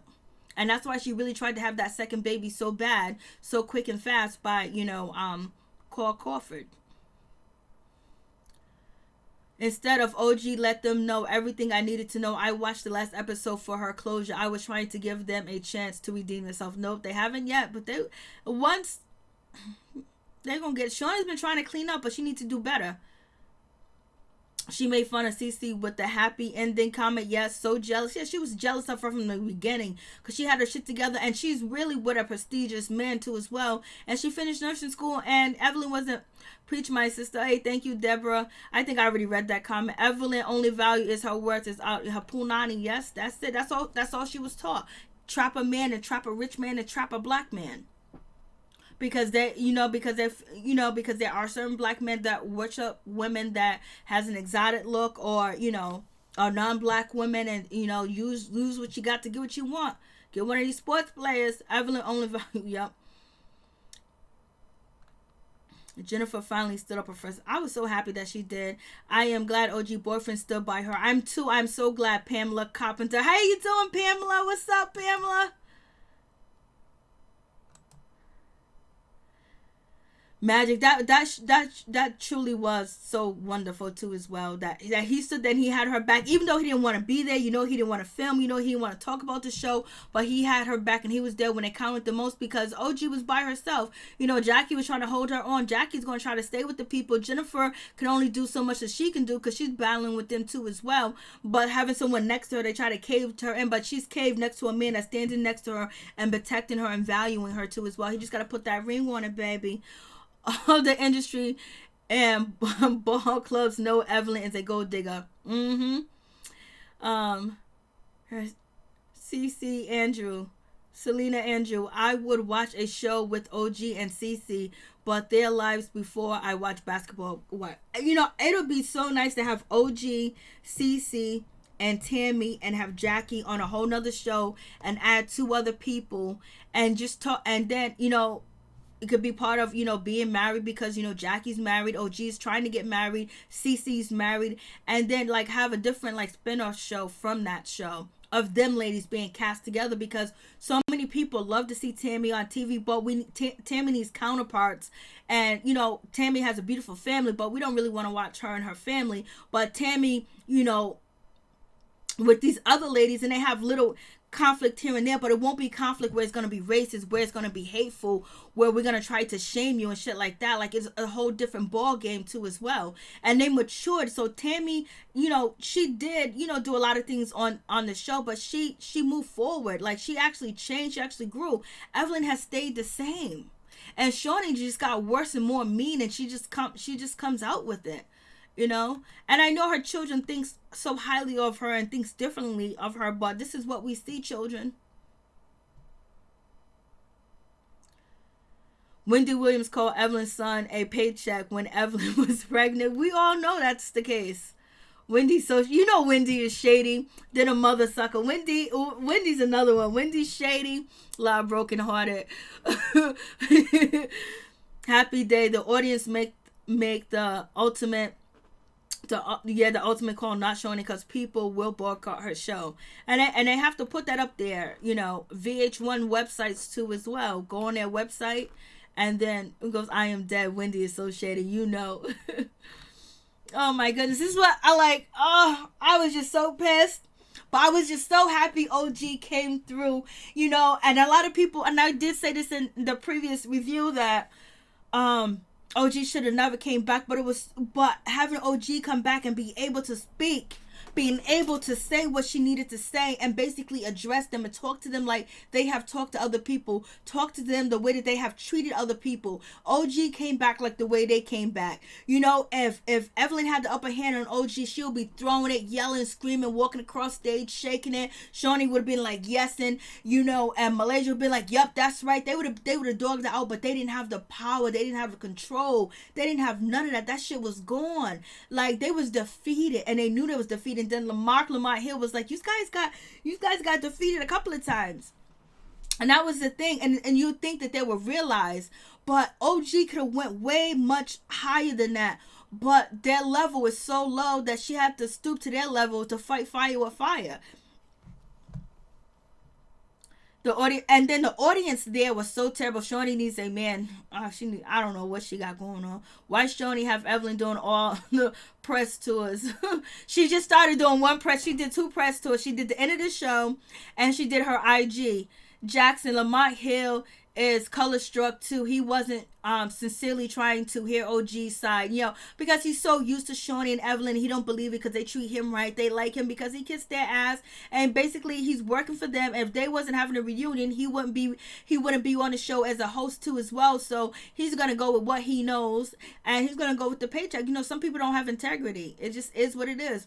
But sometimes money is some people moral compass and values, and that's the sad thing, because you can't die with that money, but what you leave behind is the most important thing, because you leave a legacy behind for people to follow in your footsteps, or look up to you, or look how you dealt with a situation and how you got through. But they don't have that. Just money. It's that superficial shit that they're always around. OG, what everybody was thinking. Yes, she said everybody been thinking that for years. Sag Simmons, yes sir. Bang, I am married man. My wife put me onto this. All I see is they hate women that's successful. Oh yes, a woman that's successful have their own mind. Plus, OG success comes from her own merit of working hard and working on her body. It didn't come from this, it didn't come from that. It came from her struggling and having a desire to do sports and be an athlete. And she had to put that work into her body. It's not easy to look like OG. It's not easy to have a fit body like her, and to be structured and to be strong, and have, a mind to actually put plays together and be a teammate with other women too as well, that are just as big as you, and actually following a plan, and these ladies can't do that. All they do is yell, drink, and throw drinks at each other, and yell at each other, and brag about what place they went to, what kind of money they have, or this and that, I say the same thing, Mary Jane, but I am so glad OG came back and read those Mean Girls for filth. Yes, she did. She told them all about their self. I mean, she said it so good and so clever, and it was just real. And it was like it had to be said. Like she couldn't walk. I don't think it wouldn't do her any justice if she would not have said what she needed to say. Cece was over it. Because if Shorty's actually bringing Byron's ex-wife on the show, that means that they never liked Cece, and this was a setup for Cece from the beginning. And Kristen used her, Malaysia used her. This was all a setup because I believe Anita is actually, she's kind of cool with Shawnee because Byron and Shaquille O'Neal used to play together a long time ago. They used to play against each other, and Anita used to be at the games too as well when Shawnee was back then, I believe, from what I read. And then also Byron and Shaquille O'Neal had a few words or whatever. Since I heard her check ain't want her, I don't know. Her check ain't want her. Independent, that's right. Broken. I love to see the look on a judge face when he reads the trivial case of Evelyn Lozada. Oh, I know. God only knows Jackson. The average age between all of them, between basketball is about 42. So I don't know why they think they are so young. They are getting old, and they're not maturing at all. That's the thing. They're not maturing, and they're not gathering any type of coping skills or whatever. Like, you can read, you can be funny, whatever, but you don't have to be hurtful, low down, and isolate, and then discriminate, and then talk about someone's color, their nationality, and say that they don't belong, they're not a part of this. Because if that's the case, a lot of people don't belong. Excuse me. Yes, that audience was brought and paid for. African people raise their family to value the small things and education. Yes, a lot of people do too as well, because I was raised that way. The people I grew up with was raised that way too as well. You don't have to have everything. You don't have to have a big house. You don't have to have this. As long as you guys got each other, as long as you got a roof over your head, you got clean and warm clothes, and you have a clean house, and plus you get your education, because we was taught our history. We was raised our history. We was taught our history from my grandparents to the great grandparents to the mother to the father and the aunties and the uncles. We taught each other. They taught us our history. They taught us how to respect ourselves, how to carry ourselves, how to be nice, how to be respectful, how to say hello to adults and to greet people and treat people. There's a lot of black people that are raised that way, that come from broken homes, and also that comes from impoverished communities.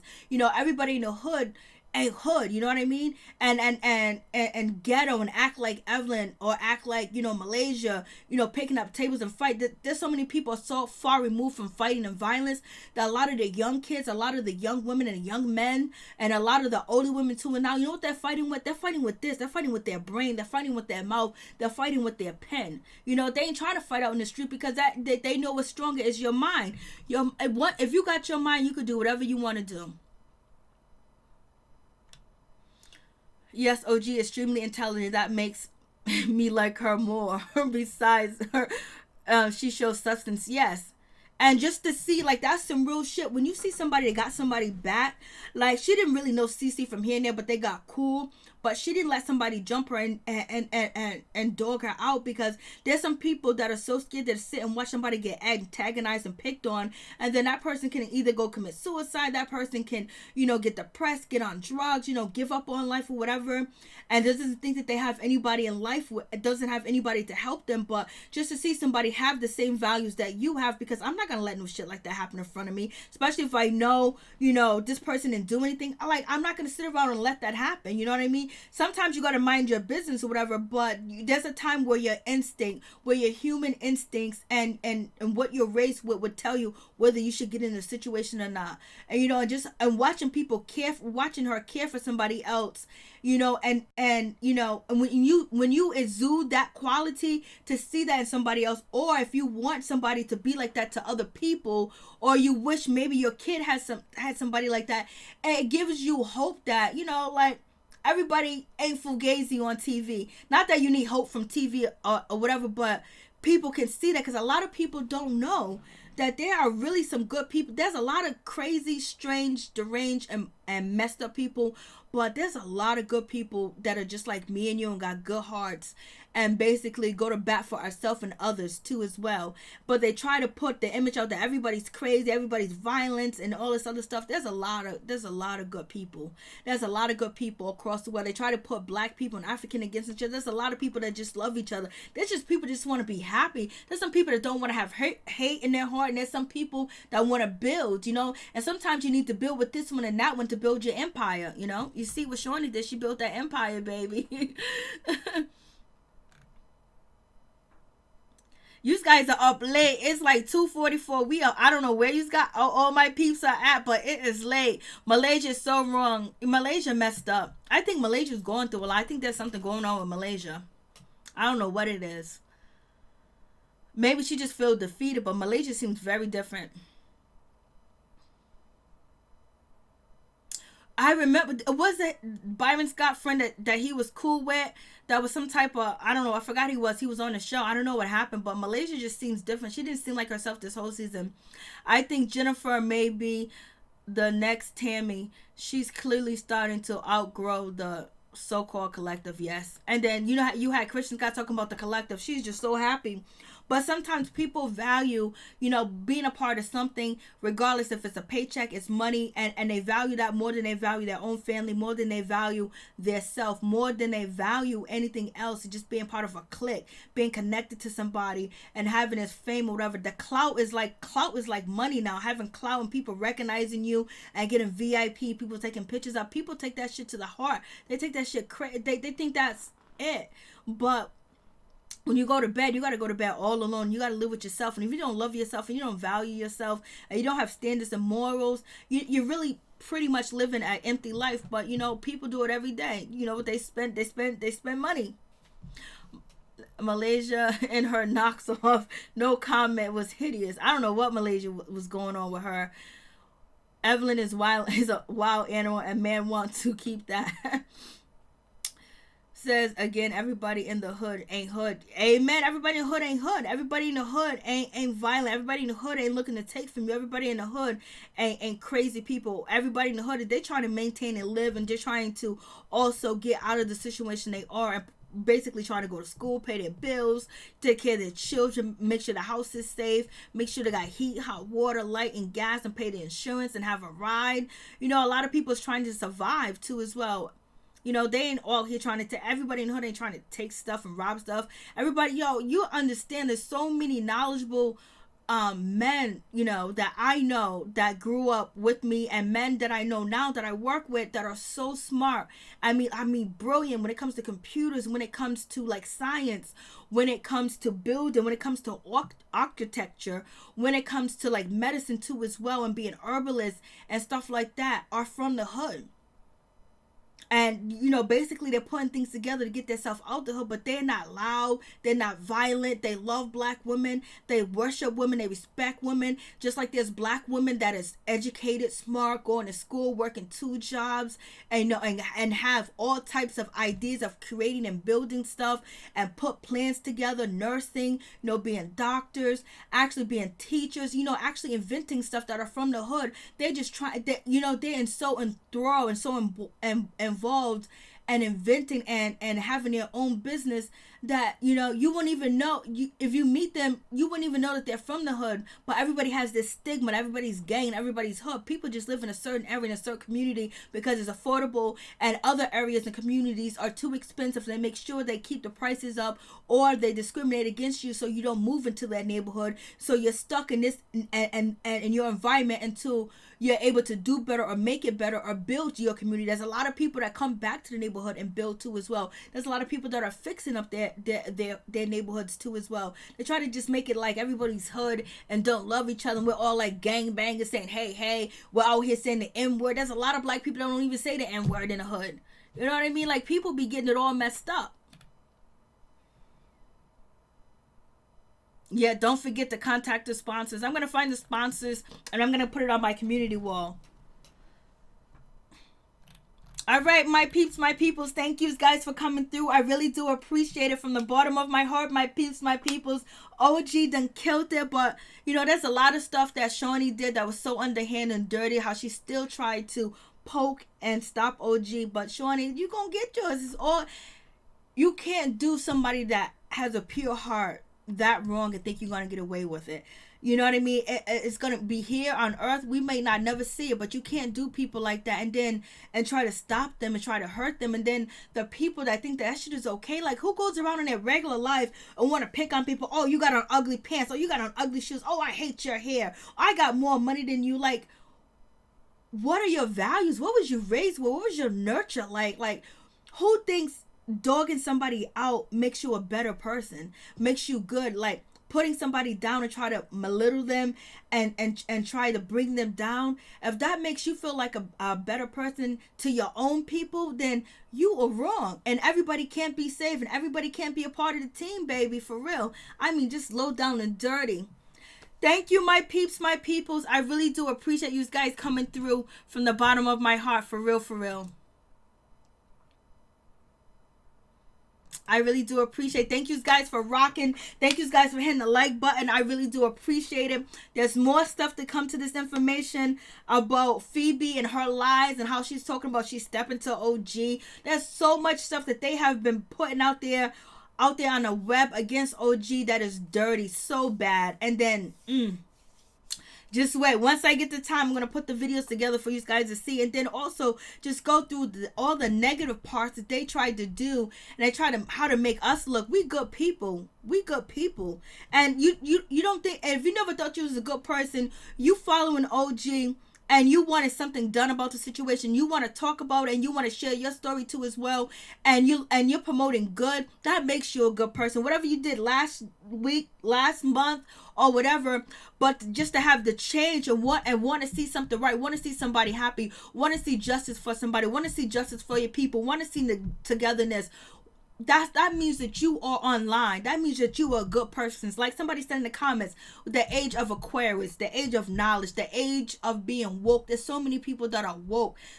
We're going to get there, baby. But thank you guys for coming through. I really do appreciate it from the bottom of my heart, my peeps, my peoples. Peep Squad is in a building, baby. We going to the top. We're going to bring others with us. For real, for real.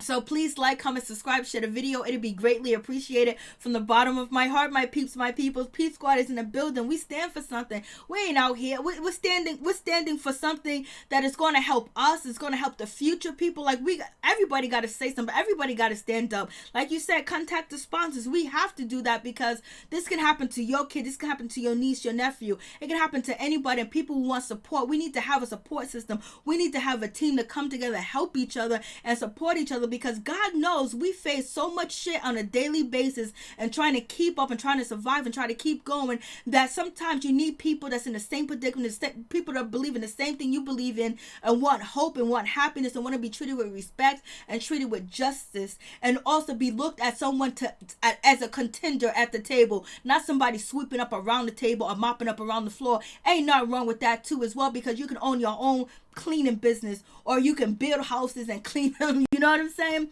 But we gonna do this. Thank you guys for coming through. So I really do appreciate it. Like, just to see the way that they try to dog OG, and it really like, I don't even get into basketball wives like I have gotten into, but this was on a massive level to dog out people with melanin, to keep black people, dark-skinned people, light-skinned people, tan people away from each other, to put a divide. And we ain't here for that divide, because we all one. We all go through the same thing. We all have to put on the application what's our nationality and what color we are. You know what I mean? Like, that shit was so wrong and dirty. And they let me stop, because I'll go in on them because they were so dirty.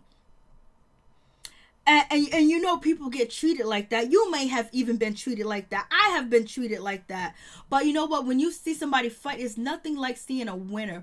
It's nothing like seeing somebody conquer. No matter how much you try to bad mouth this person, make this person look like they don't. Evelyn had the nerve to say, "Oh, you broke." It's not about money, baby. It's about class. It's about prestige. It's about a legacy. It's about what you stand for and what you believe in. And you don't stand for nothing and you don't believe in nothing. That's why you fall for anything. That's why you on TV at 48 years old, smacking your coochie and telling the world the only thing that you stand for is your kids and good credit. Oh my God. Peace, I'm out. One love to all my peeps and my peoples. Peep Squad is in a building, baby. We going to the top. I didn't move my screen somewhere. I really do appreciate all the super chats. Thank you guys so much. I do appreciate it because money don't come easy. Money's hard to get. You know what I'm saying? And I'm blessed that you guys thought that I was worthy enough to send me super chats, because I know we got to work hard for our money and we got bills to pay. But you know what? Thank you for the love and the support, and I really do appreciate it. God bless you all. Whatever your religion is, whatever you study, whatever you believe in, may power and peace and glory be with you. May you always hold your head up high. May you always think that you are God. May that you always think that you are a queen and a king. Make sure you always have pride in yourself, and don't let nobody ever bring you down. Don't nobody ever make you feel bad because you don't have this, you don't have that. Because you know what you got? You got a heart. And that shit's gonna go with you, and you're gonna leave a legacy behind. But money and material things are fine. It's wonderful. It makes life easy. It makes a life comfortable. But that's not true happiness, because what if it all disappears? Then what are you gonna do? How are you gonna survive? How are you gonna live? Peace. I'm out. One love to all my peeps and my peoples. Love you guys. Peep Squad is in the building. You guys came through and showed me so much love tonight. You guys was in the comments. I really do appreciate it. I love you guys in the comment section and the videos. I read each and every comment. You guys be having me on my feet. I really do appreciate the people that come in my comments and defend me when people get the wrong idea or they want to spew hate on my page. And you guys come through and tell them to keep it moving. I really do appreciate it, and I love that. And it's just so happy just to see like the good people that gather around me, because when you have good energy and positive energy, usually that's what you're going to get. And I'm so thankful that the positive energy is surrounding us all, and we all going to make it. We're all going to go to the top, to the top, to the top, baby. And we're going to bring our brothers and our sisters with us. Peace. I'm out. One love.